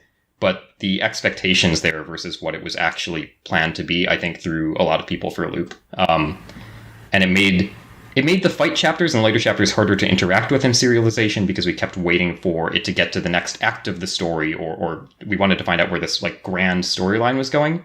And I think knowing that it is this small scale, it reads a lot better. Yeah, as far as the pacing, I feel like because these 40-page chapters are structured in a similar way to, say, a 15-page chapter in Dragon Ball, like the chapter-to-chapter experience when you're reading in one sitting is fine. Like, I feel like things are constantly happening. Yeah, things are happening at a good clip. The cliffhangers are coming in at the right place. The action to develop, like, action to dialogue balance is fine. It's all just blown up a little bit. But yeah, it reads fine in one sitting. I still have some pacing issues with it here and there, especially regarding the use of flashbacks. But in general, knowing the scope and structure of the arc, I felt like I was thoroughly entertained the entire time in my single sitting read. Well, you totally did the transition for me. I did want to talk about Flashbacks X, and there is tons of flashback material, which is told through these interesting black background pages. I've read a lot of criticism that this feels more at home in, and I have this in quotes, modern series like One Piece and Naruto, which are not modern series, but as an old man, they are the most modern shonen I have read. How does it feel and fit here compared to real Dragon Ball from Toriyama in terms of this like extended flashback storytelling material and tactic? The first flashback we get is really weird because it's seemingly told through Monaito's lens, but then we get Bardock's inner thoughts, which even on reread didn't feel right to me going through that. I don't mind a flashback, and I'd rather have them in these kind of short little bursts that we got here versus every time One Piece introduces a new character, we find out how tragic their life is over the course of 3 months of manga.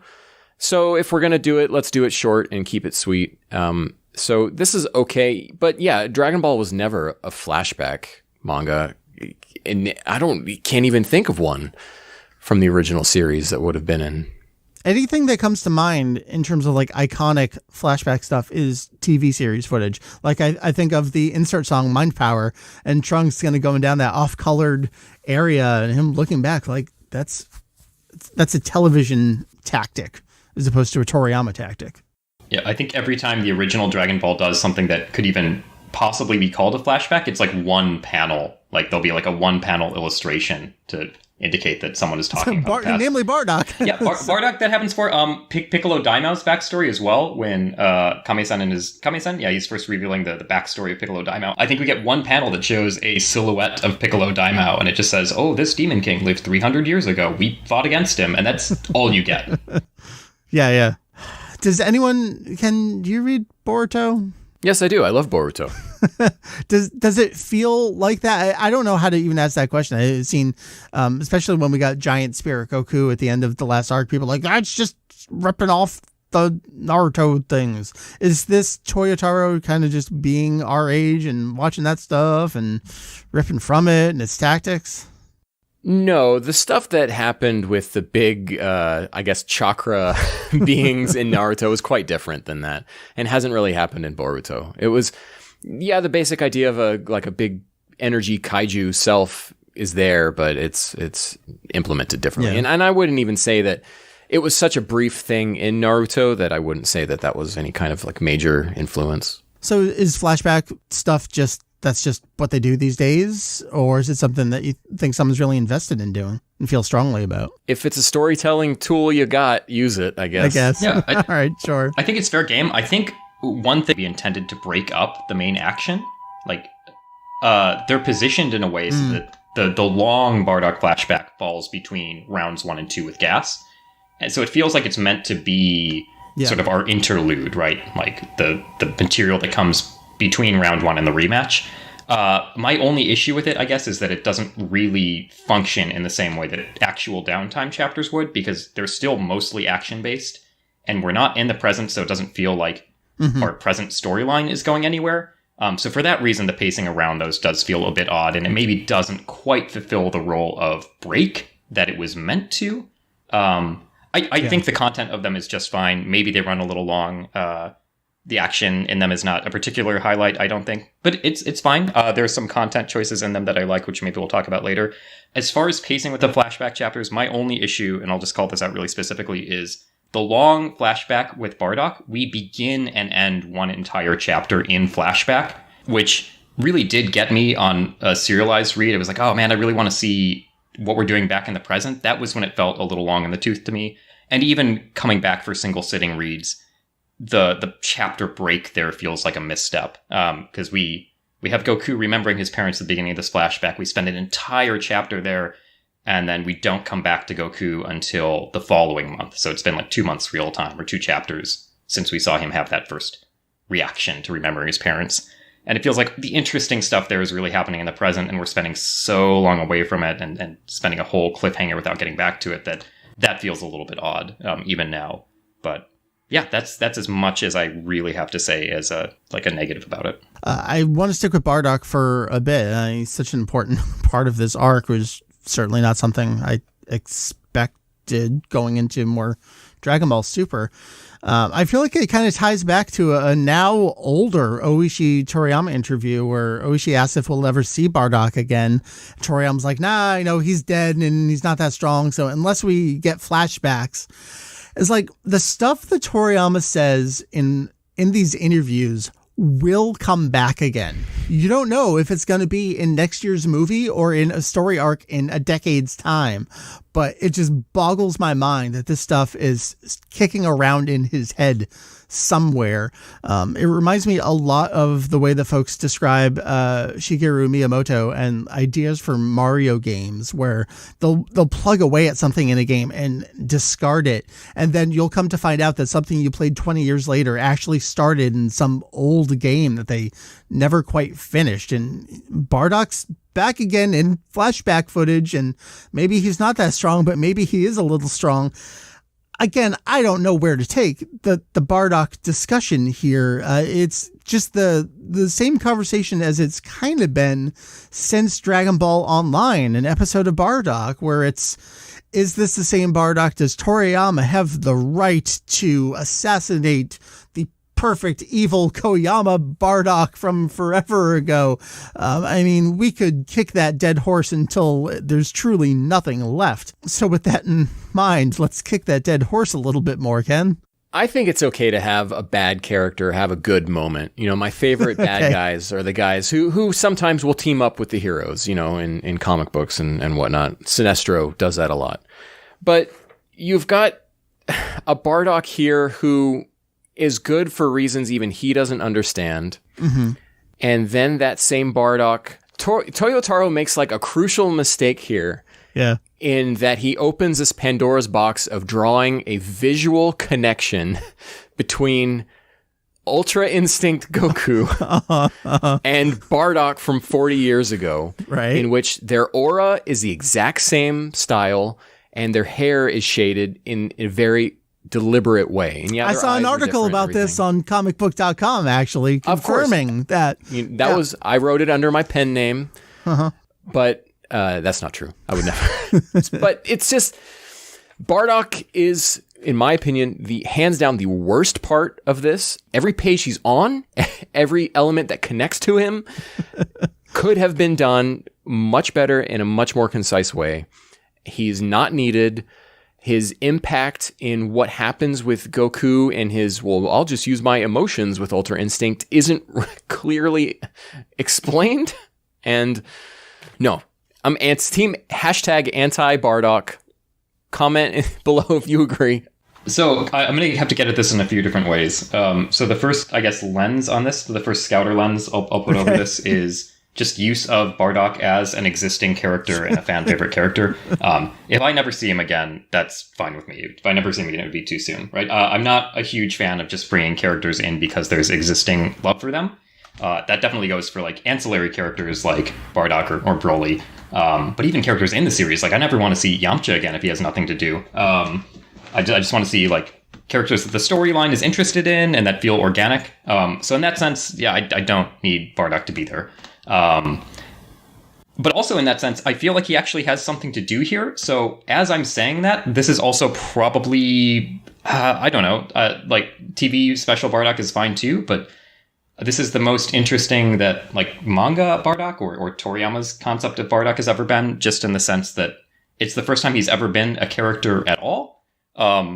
So I'm fine with that. Like if they want to make him a character and he feels organic to the story, it's fine. Put him in. I think they are largely successful at doing that here. Yeah, you do have a sense that he is, I guess, okay, so the second sense or second lens is Bardock's role in the story. I think it's fine. So we do have a sense of who he is, right? He's not a good person. He's definitely in hell right now. But he's this genocidal space pirate who is touched enough by his first meeting with his new son and going back and seeing his wife to spare someone on a whim. And then I think Toyotaro does a good job in the pages of, through his expressions and through his dialogue, showing that, yeah, he doesn't understand why he's doing this. He's not a good person. He just sort of gets caught up in a moment and is then along for the ride after that, right? He is slowly sucked more and more into this scenario that's getting out of hand. And I think that balance is well maintained. He never feels too saccharine or too sappy. There's a line that a lot of English readers sort of picked up on where Monaito talks about the good in his heart, and I do want to call out there's a little bit lost in translation. The original dialogue has him more specifically say that they've been saved by the good that is sprouting in his heart, or the good that has started to take root in his heart.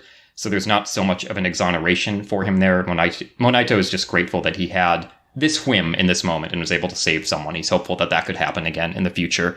So I think the balance around his character is well handled, and that registers for me, and that works well. As far as why he's ultimately here, I guess you have to kind of work backward from the ending, which is he's there for Goku, right? Goku is our main arc here, or he's one of the main character arcs. Everyone has their own little one, but he's trying to get a better grasp of who he is as a martial artist to help develop Ultra Instinct and sort of come more to terms with himself and these disparate elements of his past. So Bardock's real role is helping remind Goku of who he is and what works for him and how to tap into a little bit of his grit and emotion as he moves forward with, as a martial artist at this point. And I think that works. Do we need as much Bardock to get to that as we get? I don't think so. I think I agree with Ken that you could reduce his role in the story significantly. You could handle all of the flashbacks in a more concise way, and it would still work for what his purpose in the story is.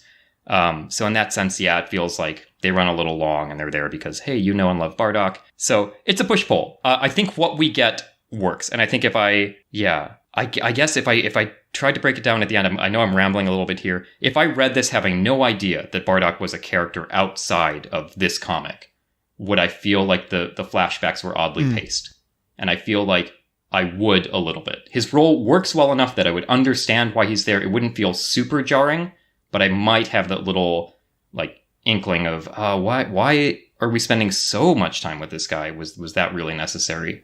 So I think, yeah, that's the push pull there. So yeah, I like what we get. I could have done with less, and I never need to see him again unless there's a compelling reason. Let's go away from Bardock for a while.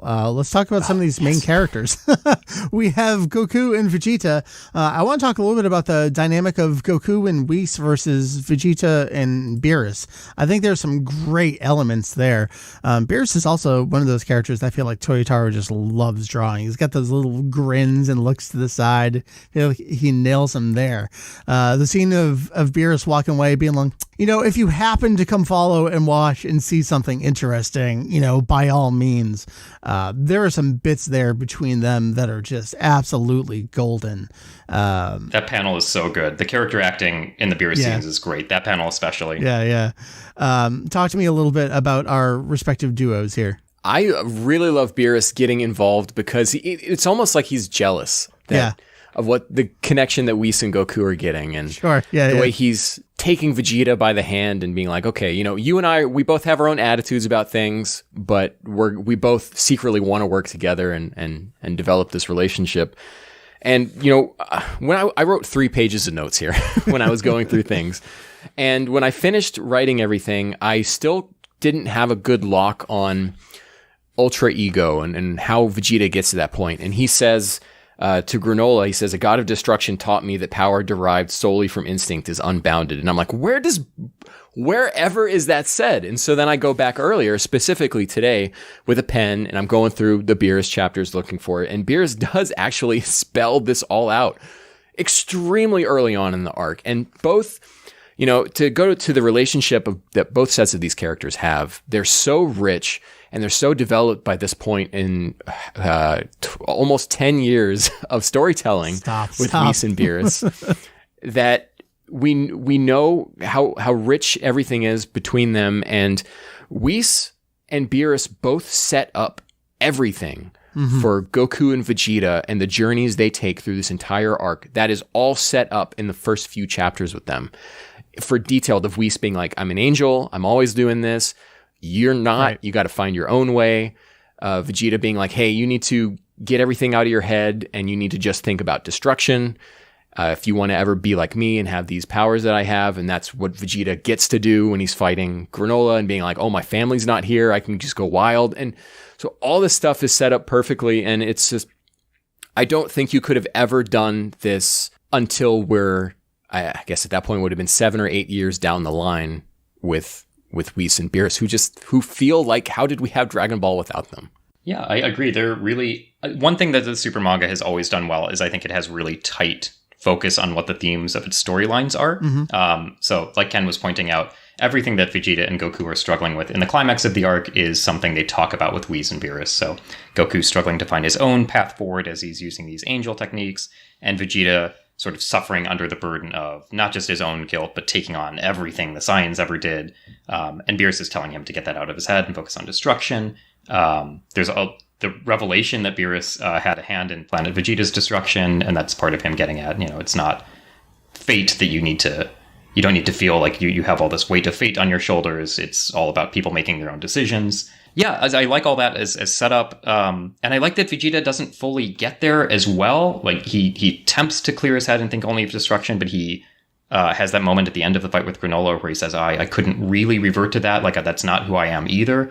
He's not able to be that callous. And I think all of that nuance, it's not super deep, right? This is still Dragon Ball, but sure. I think the character development in this arc, it's all focused around the martial arts development at its core. That's the type of story it is, but I think it's really coherent, and it's easy to track and satisfying to see play out. And it comes out in, I think, well-characterized ways. So yeah, that all comes back to the Beerus and Whis chapters. That's well set up. And I like the rivalry as well. I love Whis also pointing gas back in the direction of the main characters toward the end of the arc. I think there's this constant problem, right? Fans love to bring this up of, what are the stakes with these two around? Because they can always just jump in and save the day. I think this arc makes a good use of them, where they're not there to save anyone. There are not stakes high enough for them to need to step into. They're just sending their two disciples out on a training mission, essentially, and they've got their own sort of skin in the game as far as who they're rooting for and have been training. I think that's really successful. It feels like Resurrection F in a lot of ways. Structurally, this feels like a movie as well. We've noted that it has the 2-arc structure, a really self-contained storyline. Toriyama really seems to like this kind of small-scale story and structure for Super. But yeah, it feels like their role there, where the threat, I mean, ultimately we know that it's all kind of this comedy of errors with the way it ends. But yeah, they're just kind of, there is these, they're like placing bets on who's going to do better. And it's a good way to keep them involved without ruining the tension there as well. The only other thing I want to bring up with regards to these characters is, and I did this both most recent rereads, was, it's another arc of Goku and Vegeta not fighting together. Then we get to the end and they actually do start fighting together, and I never remember that part until I actually get to the end of it. But it's very weird at the same time, because we have this kind of like surrounding placement with Moro going on, with the Broly movie happening, with Superhero kind of after this, where they're kind of removed. But we've talked a lot about in Super of them kind of like relitigating the same plot points over and over. And I feel we had a little bit of that, but they ultimately do kind of get there. The characters figure out finally maybe what it is they want to do with themselves. Maybe Vegeta doesn't, though. It's like we said, he kind of gets to the end there and it doesn't work out exactly in his favor. So I'm curious where they will go in terms of destruction, power, and Vegeta's all out stuff. Well, they do actually already address that in this arc. The way I read into it was that after they listened to the Bardock recording, both Goku and Vegeta take something away from Bardock, saying something to Gas about like what matters now is victory. Like who would ever go into a fight thinking of anything other than victory or something like that. And that's what Vegeta repeats back to. He says, it's got nothing to do with our odds of victory. What drives us now is the sheer desire to win. And this is also in context of him talking about how his ultra ego is evolving and how he pushes Goku to have his evolve too. So I think in some ways they have already addressed that, and Vegeta has already kind of like shifted his line of sight with where he's going with his power. Yeah, I agree with that. Yeah. Ken, that reminds me of something you were talking about with the single page panels. There's one towards the end where it's like this kind of like vertical, horizontal shot downward, and Goku's in Ultra Instinct, and Vegeta's in Ultra Ego, and that's so good. Yeah, that's some good stuff. Ian, you already kind of mentioned the old term was the visisms. I hesitate to use that these days because we have a extremely talented translator on the series in the form of Caleb Cook, and we don't have as much kind of editorial influence that we know of in terms of kind of like in the weeds on the translation stuff like we did with the rewrites back in the day. But you did mention the one thing about the goodness sprouting in Bardock's heart. Can I throw Ultra Ego by you? Because you also kind of called it before it actually happened in terms of a translation for it. Can you walk us through what the name of this form is? Oh, okay. All right. We can do a little aside on this, especially if it hasn't been discussed on the show before. So yeah, Goku uses Ultra Instinct, which in Japanese is Migate no Gokui. So Migate, I think this has been explained multiple times on the show, but Migate is a word for selfishness or capriciousness in Japanese. A little bit of a formal way of saying that, not used very often today. Katte is used. But Migate means selfish, and it's also constructed out of kanji that can be read as like body moving on its own. So that's the pun or sort of the double meaning that's going on there. And then Vegeta, developing his technique, calls it Wagamama no Gokui. So the Gokui is just mastery or like technique. That's the same. Wagamama is another phrase in Japanese for selfishness. But the form of selfishness it is a little bit different. So Migate is more like doing whatever you want without caring about the impact on other people. And Wagamama is like forcing other people to do what you want. So it's being demanding. And it also has a little bit of a double entendre if you want to read into its kanji. It's Wagamama, which there's like sort of like as I am, or like my own will being built into the kanji construction there. So there are multiple ways in which ultra ego kind of makes sense in relationship to ultra instinct in English then. So instinct is like migate, it's like doing whatever you want, right? It's just reacting without overthinking things. So it's similar in that vein. And then ego is, right, like forcing your will on other people or being aware of your own actions, right? And being demanding in that sense. So in that sense, they pair well, both with each other in English and with the Japanese. And then there's also this element in Japanese of one-upsmanship. So, okay, if Goku is migate, I'm wagamama. So he's just not thinking, but I'm going a step further. I'm being demanding. And in that sense, you also have the wordplay in English of like this idea of like different levels of like awareness. So you have like id, ego, superego. So you can say instinct is kind of id. It's this basic, like your basic wants, sort of your unconsciousness. And then ego is your conscious desires or your conscious demands. So you sort of have a step up there, a one-upsmanship in terms of the like levels of awareness they're identifying as well. So for multiple reasons, I think alter ego is a sound choice coming off of the Japanese and in relationship to ultra instinct in English and the way those two Japanese names work with each other.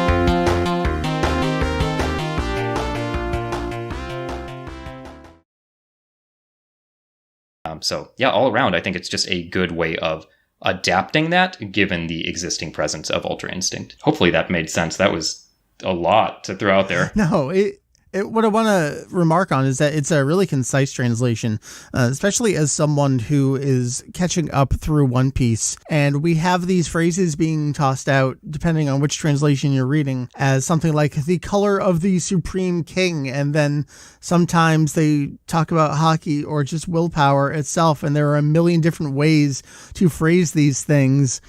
And not even necessarily about the consistency of the translation, but just condensing it all down to something that comes across and makes sense, like instinctively, as opposed to like really reading these million words. And I feel like they are kind of long in Japanese. Like Wagamama no Gokui isn't Super Saiyan. It's a little bit longer. I'm enjoying thinking about One Piece. How you still have Wano ahead of you, so you don't even know. It just made me think of that. It's the current parallel for me. There's so much more we could talk about here. I have a couple more kind of like big hits on my conversation wish list. I want to talk two things about wishes. One is, well, I guess we finally have an answer to, can you just wish to be the strongest? In fact, not only can you do that, but someone else can do it immediately after you. All right, so that's done. We've talked about Bardock. We're talking about wishes now. We've talked a little bit about not necessarily physisms, but translation quibbles. We have to talk about the wish there. Ian, I hate to throw this at you again, but do you want to talk about Thrive a little bit? So, yeah, in the flashback chapter, Bardock has the opportunity to make a wish to Torombo, the Cerealian dragon, and he winds up. He doesn't even believe that Monaito is actually going to make a wish on his behalf. He doesn't know what the situation is, but he wishes for his two sons to grow up. Well, in Japanese, he says, "Sukusuku to sodachimasu yoni," which is basically to grow up like healthy and strong, not strong in the Dragon Ball sense, just like healthy and strong as you would use that in English. He wants them to grow up and be just to, grow up healthily into adulthood is the sense there. And so, yeah, that the implication is that wish is actually made, although it's a little unclear. Yeah, I think the series lands on that wish being made. So if you take that at face value, yeah, he is making a wish that would help Goku and Raditz survive past childhood, at least. Mm-hmm. When you say "sukusuku to sodachimasu yoni," sodatsu is the base verb there, sodachimasu. It is really only used toward children growing up. So the implication from the Japanese is that he's just wishing for them to reach adulthood and be healthy and fine. He's just wishing for his sons to grow up well. As far as what the implications for the series there, I mean, there are a ton, but yeah, sorry, go ahead. It is worth noting that in the Viz version, in the next chapter, Vegeta does specify, you and Raditz survived when you were young, because of a wish on the Dragon Ball. So it, even in the Viz version, does clarify what Thrive actually meant. Yeah, we should maybe say what the English version says, right? So what is the English line on that? I wish that my sons end up thriving. Yeah, so I think people looked at thriving there, and it doesn't have an age connection in English, right? Sodatsu, the verb in Japanese really implies just childhood, but I think people saw that initial English translation and thought, oh, does it mean that all of Goku's successes as an adult can be attributed to this wish too? In Japanese, even at its most literal meaning, it would just be assistance through childhood. And I think, yeah, the translation used in the chapter there, it's a simultaneous release in English, so it's kind of impossible to see what all the implications will be of each translated line. I think the line in English makes perfect sense for that as dialogue in isolation. Maybe didn't quite foresee how fans would interpret that, which is perfectly fine. And then, as Ken noted, I think the opportunity is taken at the beginning of the next chapter to clarify more what the actual intent behind the wish is and what the impact would be in English. So just a little thing that slips through the cracks there. If you were reading it month to month in English, maybe you were taking implications from that line that were not meant to be there, and that the English edition also clarifies at the beginning of the next chapter. Yeah, Toyotaro does this a lot. He'll clarify something like the first page of the next chapters. That seemed to be one of those. Translation issue aside, I guess it is worth commenting on, okay, does Goku have like literal wish plot armor for his entire childhood there? And does that again relitigate the, all right, why is Bardock so special? Why is Goku so special? He was literally wished to be strong and healthy, and nothing was going to defeat him as he grew up. Does that take away from his accomplishments over time? I don't know how I fall on that just yet. I have two ways of viewing that. One, I kind of like it, or at least I don't have the same visceral negative reaction that I think a lot of people do. Okay. As far as what that does for the story, it gives Goku a connection to the Dragon Balls before anything starts, which is kind of nice. I kind of like that. But it doesn't feel like it's too much of this fated thing because it all stems back to Goku's influence on Bardock, right? Goku always has this unconscious sort of way of improving everyone around him. And Bardock making this wish for Goku is the result of Bardock, this terrible person, seeing and being moved by Goku. So if anything, it's sort of this power to improve people in Goku has always been there. It's sort of this mystical property of him, and it winds up coming back and re-influencing his own life in kind of a neat way. I don't hate that. I don't think it's necessary, but I think if you're looking to add things and surprise the readers with an ongoing sequel, I kind of appreciate that being there. It feels like a risk-taking move, and I don't think too much is lost for it. So just on that front, I appreciate it, that Super is still adding things that can surprise us and affect the storyline. I think that's nicer than just having it all feel like just entertaining fluff. It ultimately is. But my one thing is, as much as I can find ways to like that as an element sort of the lore, I don't really know what it's doing in this storyline in particular. Most of the other Bardock stuff comes back on the ending. Ken noted that Goku and Vegeta are both able to take away lessons from the Bardock recording that allow them to get through that next level in their thinking and training. But this really doesn't have that kind of storyline focused impact. So I don't know. I think it's okay. I think it's kind of interesting. It feels the most disconnected to the main storyline of this arc of maybe all the elements in it. Yeah, and if you look at Goku on his journey of growing up big and strong, I mean, the first real threat he ever encountered was Piccolo.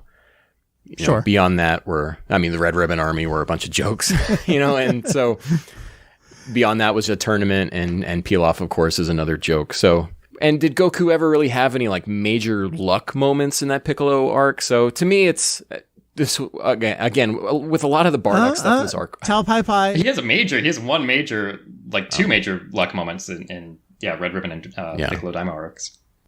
I always forget about Tao Pai Pai. Literal Dragon Ball protection there. Yeah, it's okay. But with a lot of the Bardock stuff here, unnecessary, didn't need it. What is it adding? Mm-hmm. Yeah, I think at most it kind of explains, right, why he survived against Piccolo Daimao, and maybe an additional explanation for being protected by the 4-star ball against Tao Pai Pai. And then you have this nice thing where it's both of his father figures were sort of protecting him in that moment. The 4-star ball representing Grandpa Gohan, and then also the wish from Bardock. So it's nice. It's cute. It helps explain away some of the major contrivances. They didn't need that explanation, but it's fine. That's kind of its greatest impact. It doesn't need to be here. I guess I would agree with, but it's okay. One of the last things that I want to hit up, and then I'm happy to explore anything else. And I have a couple little things that maybe we can get into. But I feel like we have to address the Uchida comment from almost a year ago at this point, saying that we're coming to a climax in this arc. That was last winter.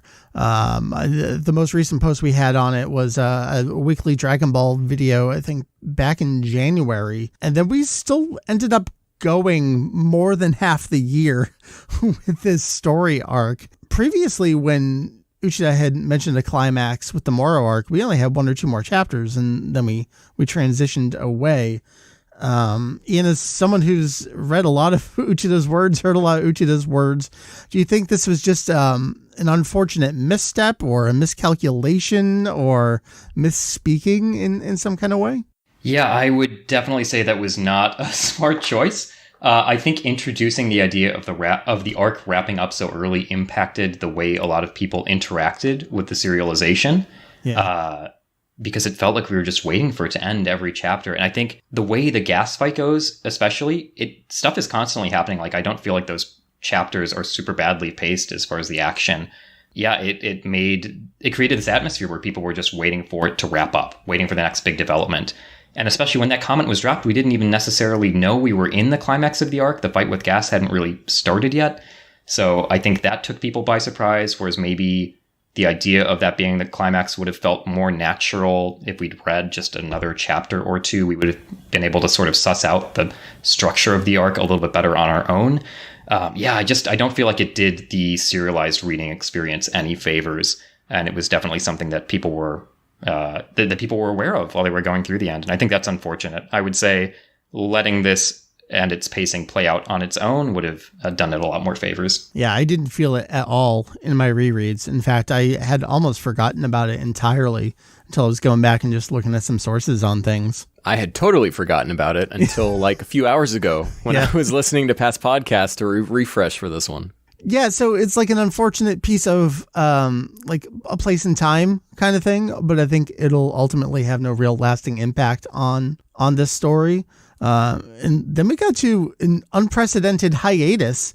Before we get to that, is there anything else that anyone else wants to talk about with this arc? I have a couple little things. I saw a parallel between something like Moro powering up Sagambo versus Alec powering up Gas here at the end again. Felt like we did a little bit of a retread in there. Some other little retreads I didn't necessarily love. What do y'all have for me? I have timeline frustrations, Mike. Okay. Walk me through it day by day. So in this arc, they're very clear about 40 years ago. Yes.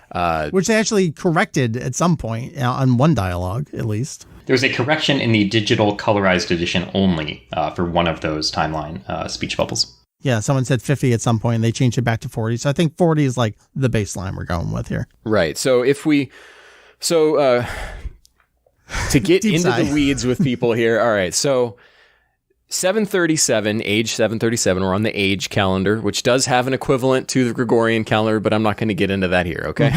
So I'm just saying Battle of Gods, which came out in 2013, would have been 2013 on the Gregorian calendar, just cool. Goku's born in 737, age 37. That has been a date for a long time, since the Daizenshu. Yep. And as recently, I know, as in volume 12 of the Omnibus editions, there's like a short little timeline in there. So we've got up through 2016. That's 2 years before Broly. That's important. That we're still keeping that as the birth date for Goku. Okay, so if we assume that, and again, we have to assume a little bit here about how long Goku was in that incubation pod for. I'm going to say not that long. Okay, all this to say, the events with Bardock in the Granola arc probably took place really in a short period of time before Minus. There is a little bit where they show Gine in the house by herself for a little bit, but it's unclear how much time is passing. So for simplicity's sake, let's say that was also in 737. Okay, so if we know that Bra was born in age 780, that places the Tournament of Power in age 780. It's unclear how much time has passed after the Tournament of Power, after Broly, after Moro, though between Moro and Granola is probably an extremely short period of time, given the stuff with 7-3. And then we actually do have, I think, a few months where, what's his name? Goichi, not the fighters player, but Goichi has, that's the only way I remember that, is he has 7-3 and he's like regenerating him. God, we didn't talk about 780. Okay, yep. So let's say 780, 781, or 782 is when this Granola arc takes place. All right. So if we go 40 years back from that, well, we're missing a few years here. You know, best case scenario, we're in 740, 40 years back from 780. So we have a time gap of about 43 to 45 years, which is okay. Yeah, like if I was going to tell you something around 40 years. Yeah, if I was going to tell you something happened to me 13 years, you and I talking, I might just round it to 10.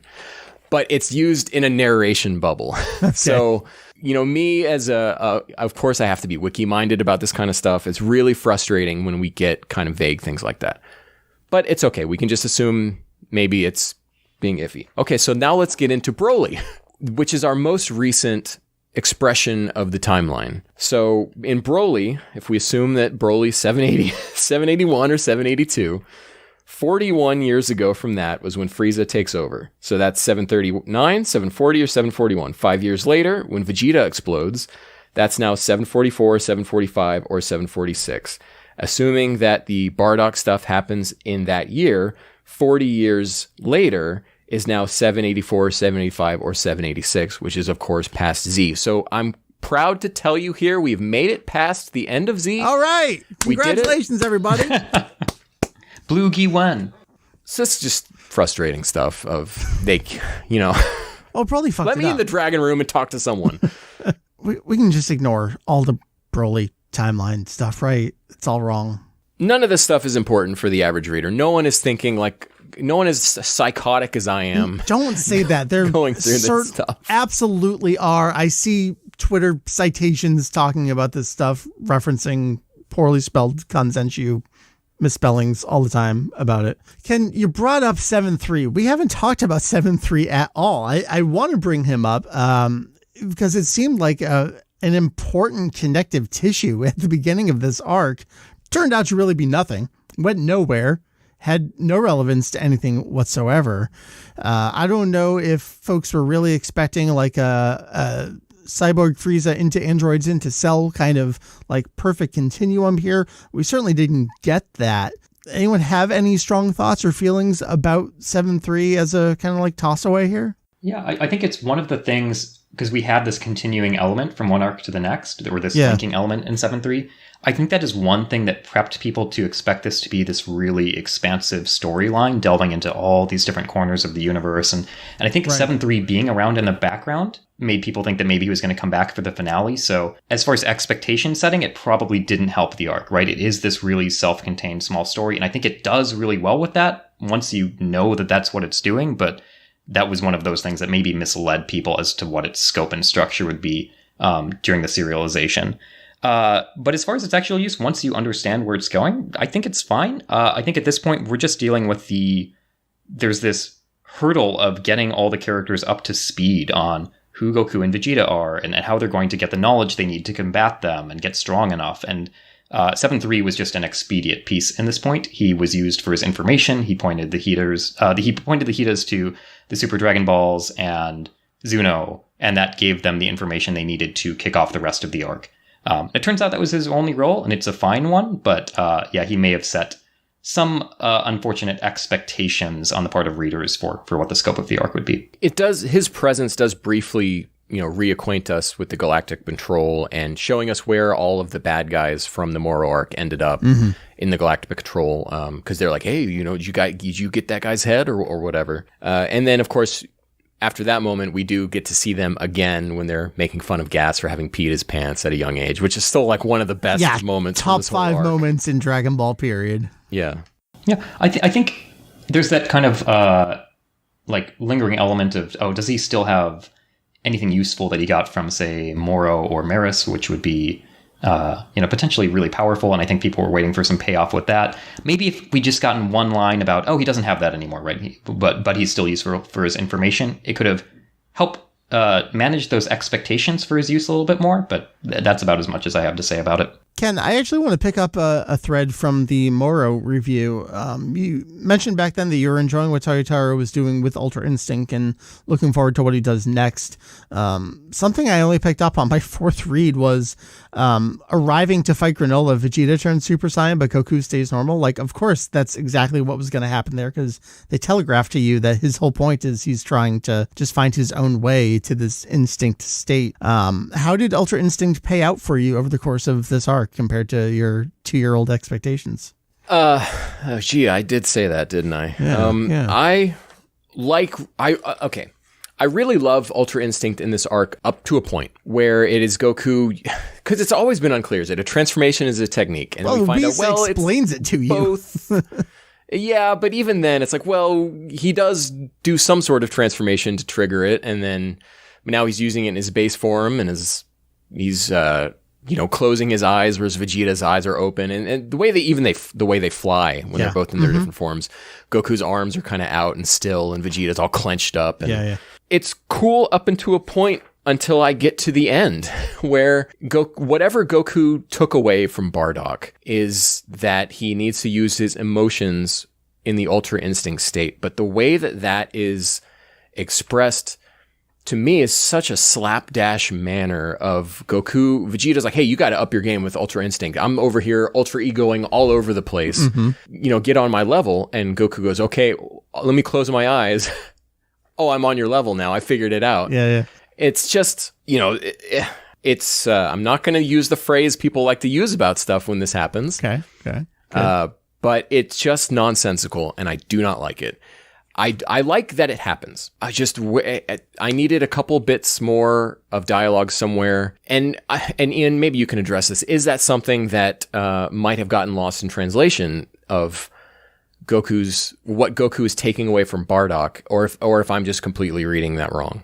No, in that scene, there isn't anything more in Japanese. I do feel like it, maybe it happens a little quickly in that scene in particular, but I feel like it's paying off on enough that works for me. Earlier in the arc, when Goku is fighting Gas, you have Gas's dialogue about Goku lacking the spark of fighting instinct that Bardock showed, right? Because Goku is really struggling to remain emotionless for Ultra Instinct, right?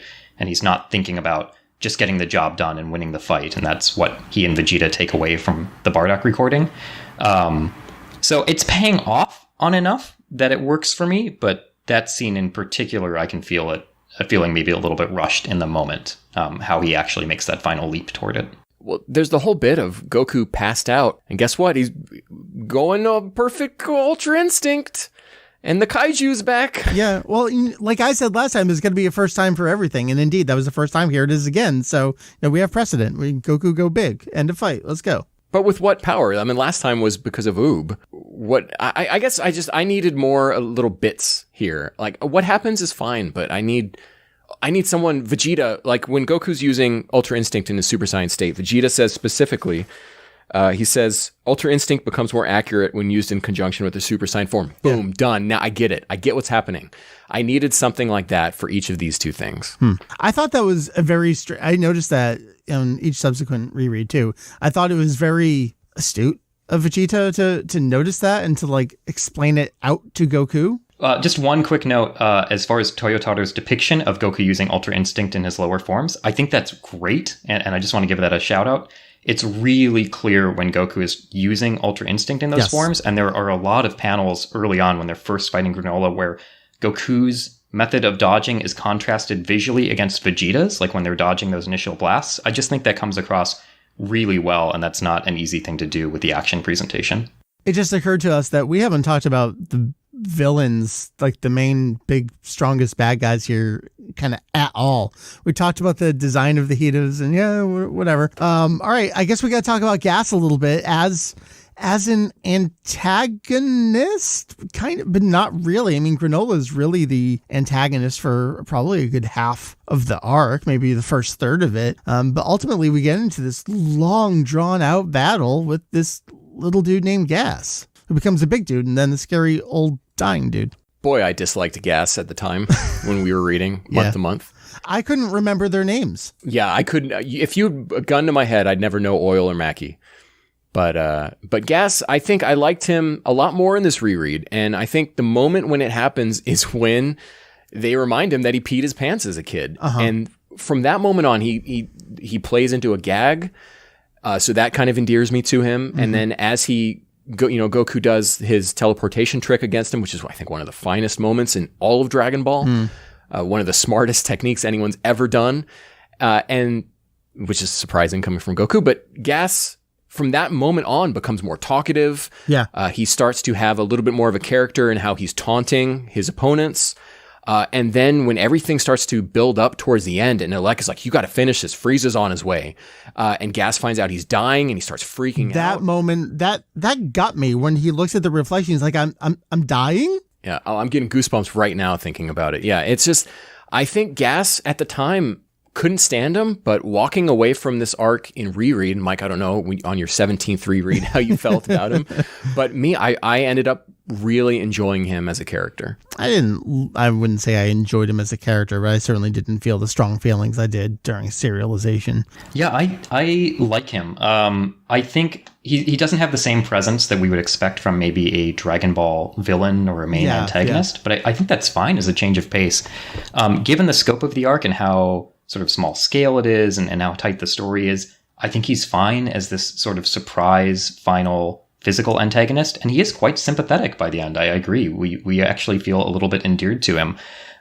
Maybe his development comes up a little too late. I think there's more buildup that maybe could have been done as far as his dynamic within the team and his dynamic with Granola. Just a couple of other scenes here and there to set us up for the climax, since he is carrying it to some extent. But yeah, what we get in there, I think, is really well defined and well done. I think Toyotaro does a really good job of giving him expressive, like facial expressions, showing his like frustration with himself and the situation at various points.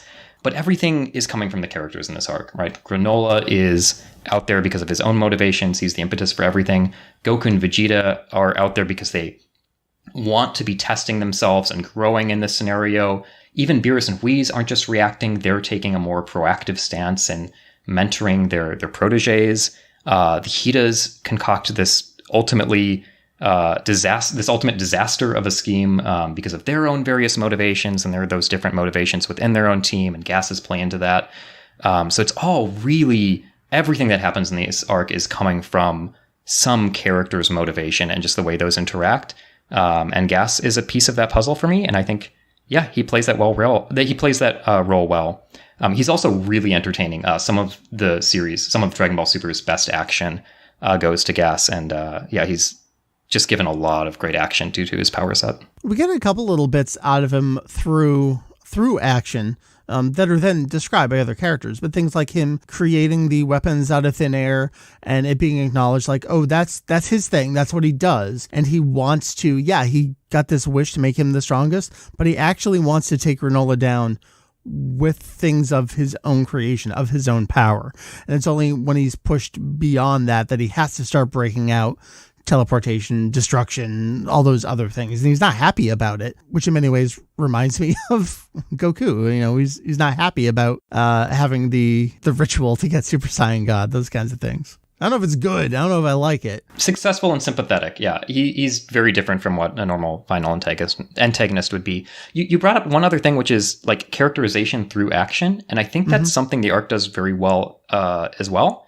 I remember seeing a lot of comments from fans as this was going in serialization because you had these chapters that were mostly action. I remember seeing comments specifically that it felt like just action figures fighting, or like characters we don't care about just fighting for the sake of the spectacle. And I really, coming back through it, I don't feel that necessarily. We have those moments where Gas is being very sensitive as to what techniques he's using and whether they're his own or not.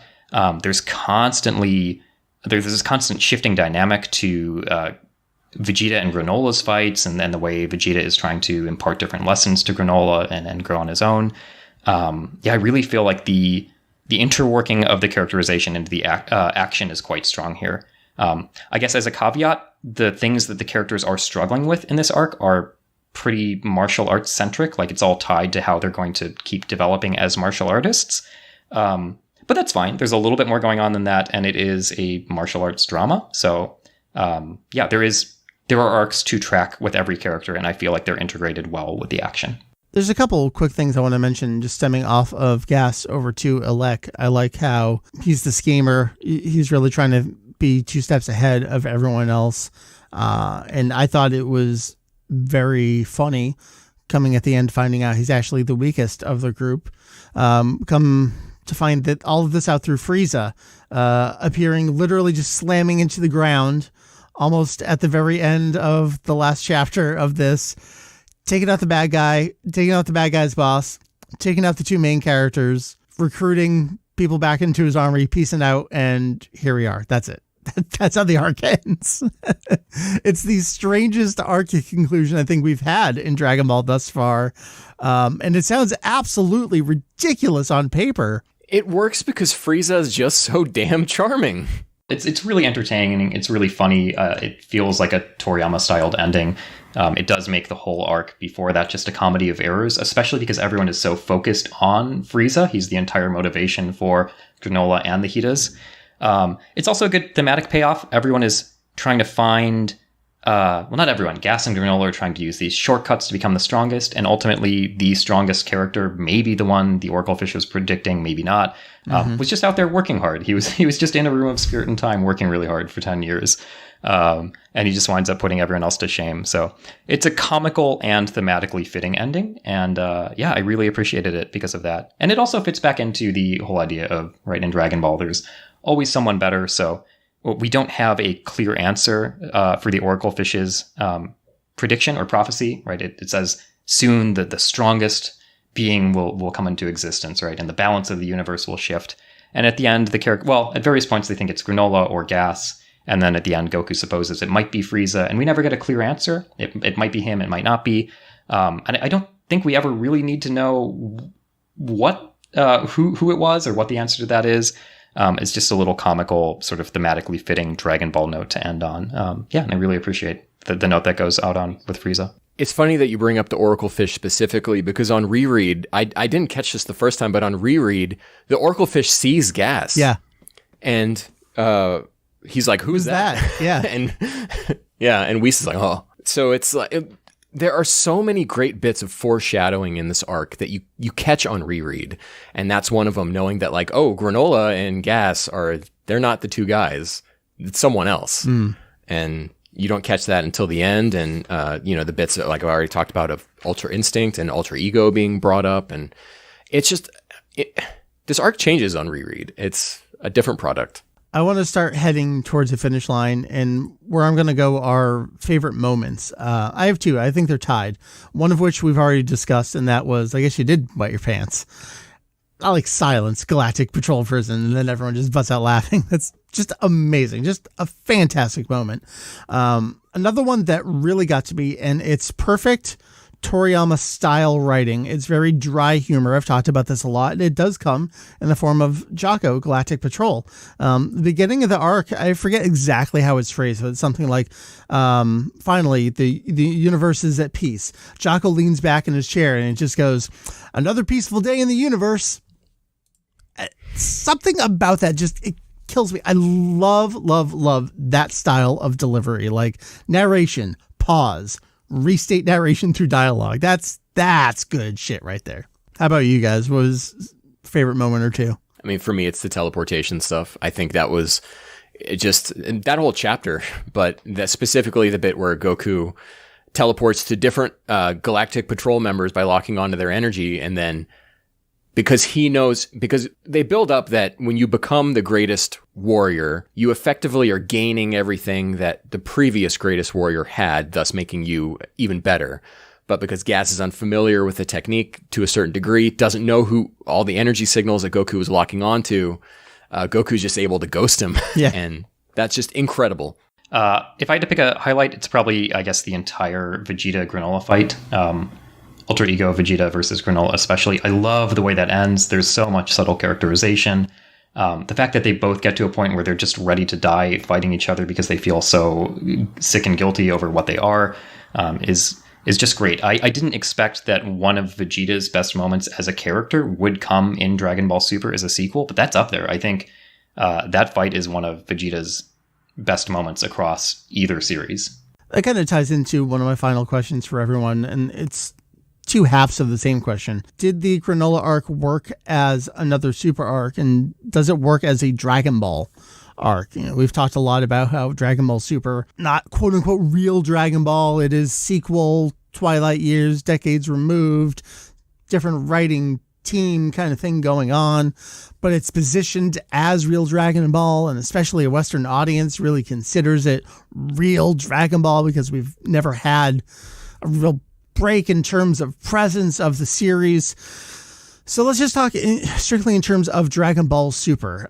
Did this feel like it paid off in terms of where Super has been going? As we talked a lot on Moro with, everything was multi-universe focused. Everything that came, that wasn't Resurrection F, really. Is we leave Battle of Gods learning about the universes. Then as we get into it, we get a multi-universe tournament. We get a god from another universe attacking other universes. We get all the universes fighting together. But then we're back to just Universe 7 and just, battle on Earth and some space pirates and stuff. And we're back here again with a small group focused back on the science again. Does this feel like Dragon Ball Super or something else? I don't know how to phrase that question.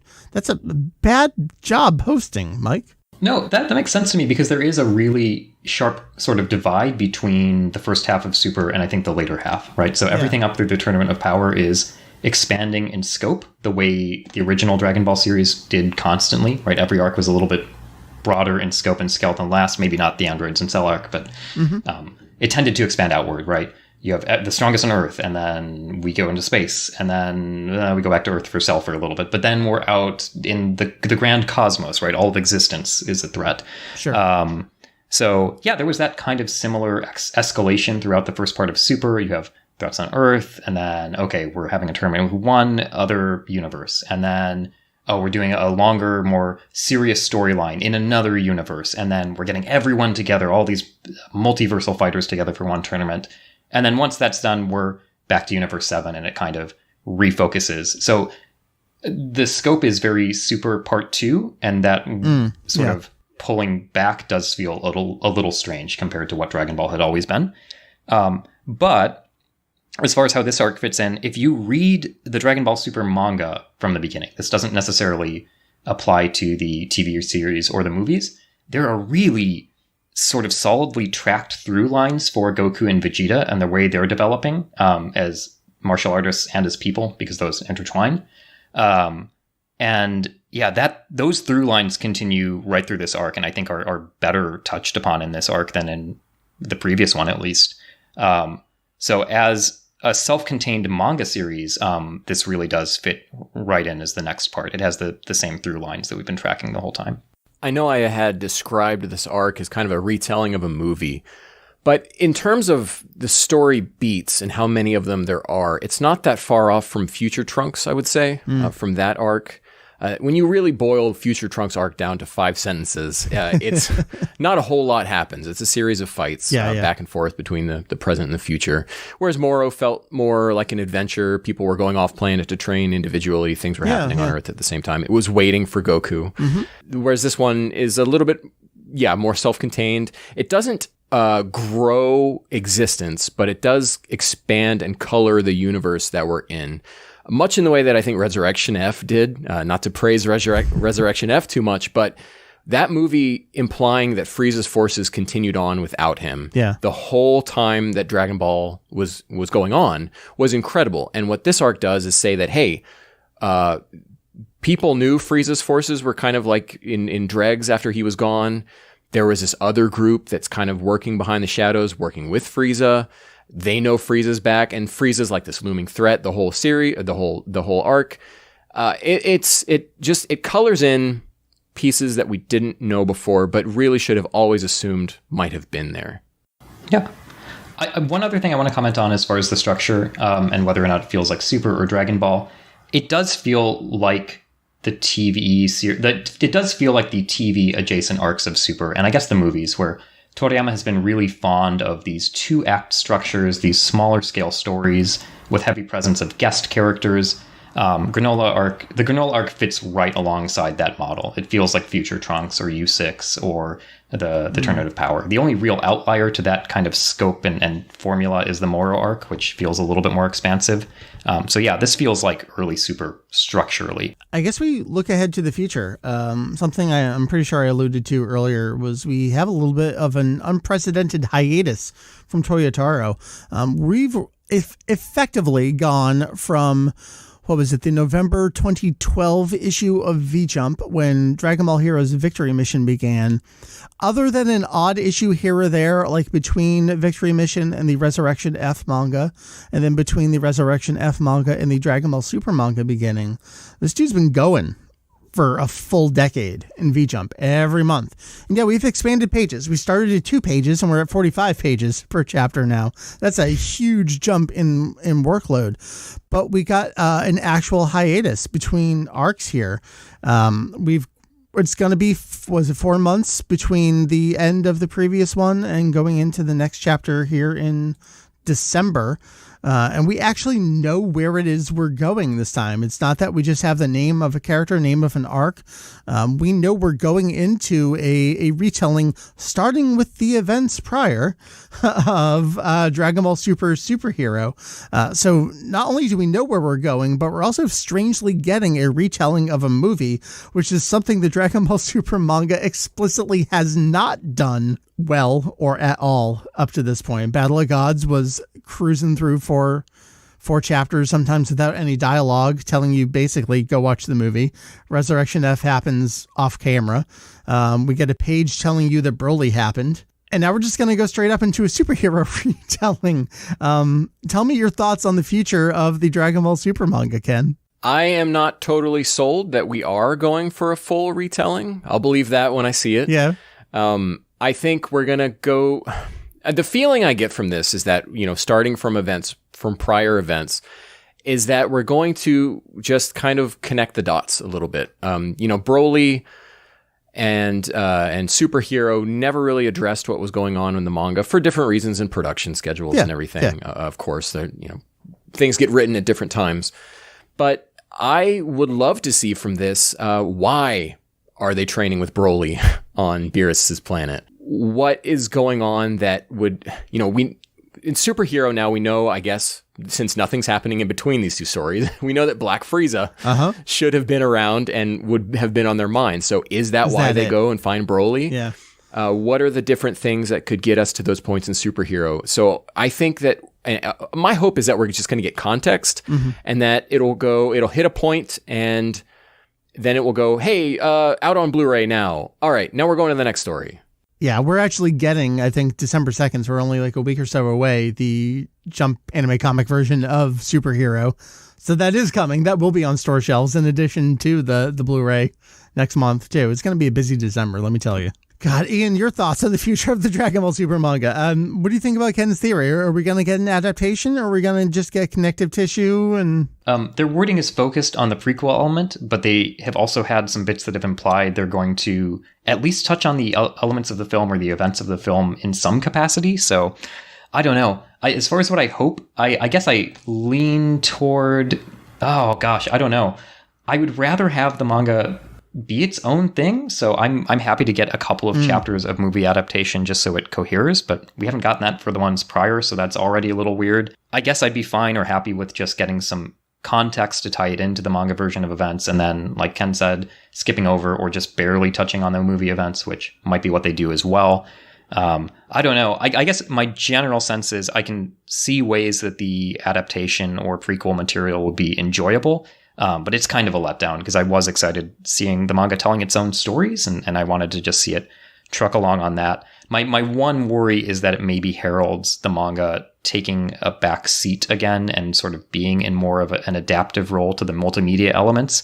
And I think that would just kind of be a shame because I really liked seeing it as something where they could do their own thing. And it's inherently sort of a less restrictive medium and format than, say, a TV series, which has all of these cooks in the kitchen, and it's a very different production atmosphere. So I really enjoyed and will always enjoy seeing manga being the main serialized medium or the primary one, or the one where they get to do the storylines first. So if that indeed heralds it taking a backseat again, I guess that's too bad, and we'll see where that goes. that stuff, like I think I'm coming around on that idea of we get some prequel material, we get the one page, then the movie happens, but then what happens?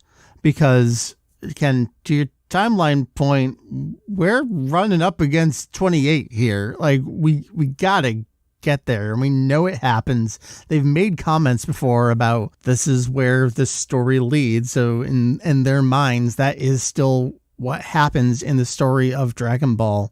Have they just written themselves into a corner where there's nothing left for them to do? I don't know what they do here now. We've been saying that about Dragon Ball forever, but they're really towards the end of this timeline. Yeah, the joke was always looking at Goten and Trunks as how much further we got into this.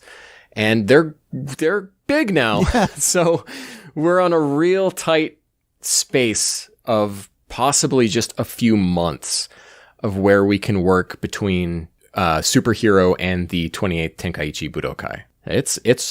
They're in a corner. I don't know what I want them to do. I always loved how they've avoided getting there, but they can't avoid it for too much longer. And I love how, I talked about this pretty often, Ian, I know you're in the same boat as me. You open the pages of V-Jump, you would never know that Dragon Ball GT has been off the air since 1997. It seems like the primary focus of the merchandise today. They don't want to battle against that either. I always raise the point of it behooves them to never talk about the canonicity status of anything because they're trying to sell you $150 statues of these other characters. I've got a Vegeta coming in January. Yeah, Super Saiyan 4 Vegeta coming in, figure arts. Check it out. I don't know what they do. I don't know what I want them to do. This is the point that I've been the most excited and curiously excited about what lies ahead for us in Dragon Ball, more so in manga form than possibly in anything else, because I don't know what they do. I don't know where they go. when we were doing the Moro arc, I think I said something along the lines of, I want to see them do more with the multiverse and go more into that godscape of everything. But having just read Granola and with what happens in Superhero, I don't think I want that. No. Let's just keep, there's still so much to tell within the confines of the mortal realm. Maybe we'll figure out the Namekian realm and what that's all about, or what realm we'll we came from. We have a whole wealth of ideas from Dragon Ball AF that Toyotaro, if he is indeed Toyable, can start drawing from, such as like the dragon dimension or whatever that was, where Goku and I think Paikon were training. So there's so much to do, so much other stuff they can touch on. Curious, delighted. I can't wait to see where we're going next. I say that is the end of our review for Granola the Survivor, the latest arc of the Dragon Ball Super manga. I thank you all for joining me. Ian, I appreciate you coming all the way from Japan. How are things going over there? What's up in Japan these days? It's good. Just busy with work. And yeah, thank you for having me. Appreciate arranging the schedule around me, especially so that I can come on in the morning. No, I appreciate it. I'm mostly kind of curious, what's the state of visitation and coronavirus going? How's that affecting everyone right now? Well, we're open for tourism now, so everything is back up and open. So biggest way that's impacted me is just seeing tourists around again. We're gonna get sirens in the background, maybe. Well, if they're on there, they're on there. I live in Tokyo, so just being around the city, suddenly just an influx of crowds in areas that were a little bit more open before. But it's nice. I was waiting for it to open back up, so overall, glad with those developments. Glad you're doing well. I appreciate it. Ken, thank you for joining as well. Yeah, I just want to remind you that the Bardock DLC for Kakarot's coming out in a couple months. Is. So you and I and probably Randy, I guess, will be... we're seeing Bardock again. There's no escape from this guy. Can't wait to fight Gas. They'll definitely put that in, right? They're going to let us fight Gas? Yeah, we want to place bets on, we're totally getting Dragon Ball Minus and etc. in there, right? Episode of Bardock, baby! Yeah, let's go. All right, well, Ken, you'll be joining me for that. That's definitely, we think it's coming next month. We know the port is coming in January, and we assume the DLC is around that time. Would hope, yeah. All right. Well, look forward to that. We'll definitely have an episode before then. Stay tuned towards the end of this episode for information about what is coming in future podcast episodes. But that's the end of the topic portion. So again, I say thanks to Ken, thanks to Anne, and we'll transition to the rest of your ongoing episode of Kanzenju, the podcast.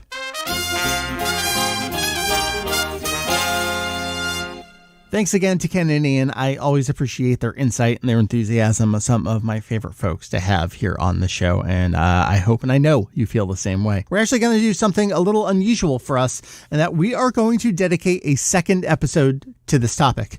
We want to hear what you all thought of this arc, particularly after listening to this conversation. My own thoughts have changed. They've gone back to what they first were. They changed again, et cetera, multiple times since first reading, rereading, and recording this podcast. I would love to hear what you all think. So here's what we're going to do. Hit us up one of a few different ways. Way number one, you can respond in the respective thread over on our forum there at Kanzenju. Forum's coming back. Mark my words, coming back. Anyone want to go back to Usenet? We'll go. Method number two, you can tweet at us, respond to this post at Kanzenju, and we'll look at the tweets as long as that trash fire exists for a little bit longer. Number three, kick us an old-fashioned email, podcast@kanzenju.com. We will select a bunch of your responses for the next episode and chat them up. If you want to write a 5-page double-space 12-point Times New Roman essay, you're free to do so. I don't know that we'll read that whole thing. So you get relatively concise thoughts. We'll go through and we'll pick them out and we'll chat out a few of those. So look forward to that. That is the plan for the next episode of the podcast in December, in the year of our Lord Dende 2022. That is the plan right now. All right, onwards. In terms of the website, we've been a bit heads down, plugging away things as usual. Of special note, I do want to point out some new translation stuff we've got posted. Jose has knocked out all of the video game interviews from the 30th anniversary Super History book. And as of this podcast, as I'm talking right now, we're 3 out of 5 in posting on the site. So absolutely go check that all out. There's so much much to learn there. The first interview is about the card-based RPGs from the Famicom era. The second interview is about the Super Butoden era on the Super Famicom. The third, which is the latest we've posted right now, is about the Dragon Ball Z / Budokai games from the PS2 era. Then we're onward into the Sparking, the Budokai Tenkaichi games, if you will. And then it wraps up with Xenoverse stuff. There is so much good stuff in this book, and I'm so glad that we are finally able to crack into it and get some text out of there. What else? We're going to have a lot more to announce and share about the wiki in 2023. But for now, I'll just tease and say stay tuned for a little announcement / request in December. It'll be very obvious what and when that is. So just stay tuned to everything that is Kanzenju. Other than that, you can find me most Saturday nights playing Mario Kart on Twitch with some of the voices you hear here on the show, alongside some of the other extended family and friends. It's on my personal Twitch there. And we're going to leave it there, www.kanzenju.com. That is KANZENSHUU.com, kanzenju.com. The whole shebang is there. And I would be remiss not to mention, and in fact, I am re-recording the very end of this because I'm not used to doing the self-promotion part of this, patreon.com/kanzenju. If you haven't heard, we launched it earlier this year. We are keeping it very basic, 2 levels, $1. We just like you and support you. $5 Discord access. That is all we're doing. That's all we're asking. We're having a lovely time. We would love to see you there. That's that. Stay tuned to the site and the socials. We will see you next time here on the podcast. Thank you, everyone. Bye-bye.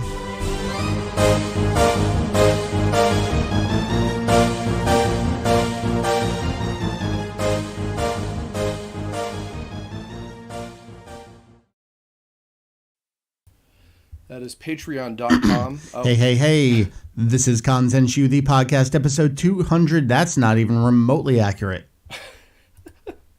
I've been listening to these guys for a long time. That is patreon.com/Kanzenju. Also kanzenju.com if you want to listen to more episodes of this podcast. They're on YouTube, on Twitter, on most places where you can download podcasts. They do great stuff. Highly recommend them. So real quick, for those of you who left, I just have finished boarding out these, which is great. I'm going to go ahead. First of all, if you guys have any questions or anything that you want to ask, I'll give you a moment here now to ask questions in the chat before I leave. And before I answer those, I'm going to go through real quick and flip through the drawings that I did. And I will show you the dialogue that I've written. I'm going to, crappily perform it real quick. So as I mentioned, this takes place, this scene that I've just boarded, after the end of episode 3 of the series. So this is after Raven Freak has made his report to Tiger Lily, which of course is in this version the pseudonym for Kizuna, as the leader of the Debuggers organization. So Raven Freak has, put forward his, now where's my money? I'll be forwarding your payment by the end of the, whatever. We're done here. And this would be where the credits roll. So, fade to black, and we see Kizuna appear in the space behind where she would be speaking to Raven Freak through the little disguise icon thing. So she's here by herself in the HQ. And suddenly she hears a voice. You lecture me about interference. Zeto comes in as we pan over here. He's walking in from the darkness. Then you have the gall asking me to trust you. It's what I was instructed to do, okay? I was going to tell you eventually. That Alpha has the virus, and that you implanted the antivirus on Flame Girl's character model, it's what I was... Don't be a hypocrite with me, okay? Not only did we need to be sure that it worked, but we also needed to make sure that the carrier's identity... We needed to confirm the carrier's identity and make certain they're contained. Now we are. Now they are. I'm not even reading my own script right. Good job, Chris. This is not the same as keeping an eye on things. We're willingly involving innocent people with life-threatening elements here. I know, but this is the only way we can stop it. shakes his fist and he storms off. And cut to this. I haven't arranged the little walking poses of Zeto in the right place here, but do you think I like doing any of this? He stops in his track. I'd rather turn the goddamn game off and all of us get away from it. Long pause, and he speaks up. Do you really mean that? I know this project, this world, and Softy are like your babies. But if you want to walk out on this plan, you need to quit entirely. I asked you to trust me because I'm trusting in what you-know-who tells us. And I'm doing what he's telling us because I want you to feel satisfied and safe. You understand? Yeah. Just give me some time to think. And he walks off into the darkness, which I'll have kind of faded out. So, quick little scene. And there's some stuff after this as well that I won't show, but this was a little chunk. To confirm what people were asking earlier, just to start off with some of the questions, although it looks like we don't have any because I guess a lot of people aren't around anymore. Oops. But this is, in fact, for a potential tome thing that I will be probably going into at some point later on. I've not decided yet when or where, but there will be some news about this as we go into the new year. But this was just a little slice of that, and I wanted to just make sure I focused on getting work done today, so I went ahead and I figured, yeah, you know what, I haven't streamed in a while. I don't tend to get a whole lot of viewership on these anymore. I don't know if switching to Twitch is going to really help that much or anything. I don't know. I'm thinking about a lot of different things that I may or may not do with my YouTube and internet content creation, deal going forward. That's a whole nother topic. But nonetheless, I wanted to, I like to use these, as I did with the game, as an opportunity to just focus on getting work done. So, those of you who did tune in, thanks for being here. I appreciate it. Once again, please go check out the Heart of the Cards podcast with Dan Green and Eric Stewart, as well as the Kanzenju podcast with Vegito EX and friends. They talk about great stuff, and I've been listening to the previous the first podcast, the former, since it started. I've been listening to the latter podcast for over a decade now. It's kept me company through a lot of animation trials and things. So, nonetheless, I will catch you guys all later. But thank you again for being here, and I don't know what the next video... Actually, I think I might have a Pokemon video coming up in a little bit. So look forward to that. But in the meantime, thanks a bunch, and I will catch you guys on the flip side. Fare thee well.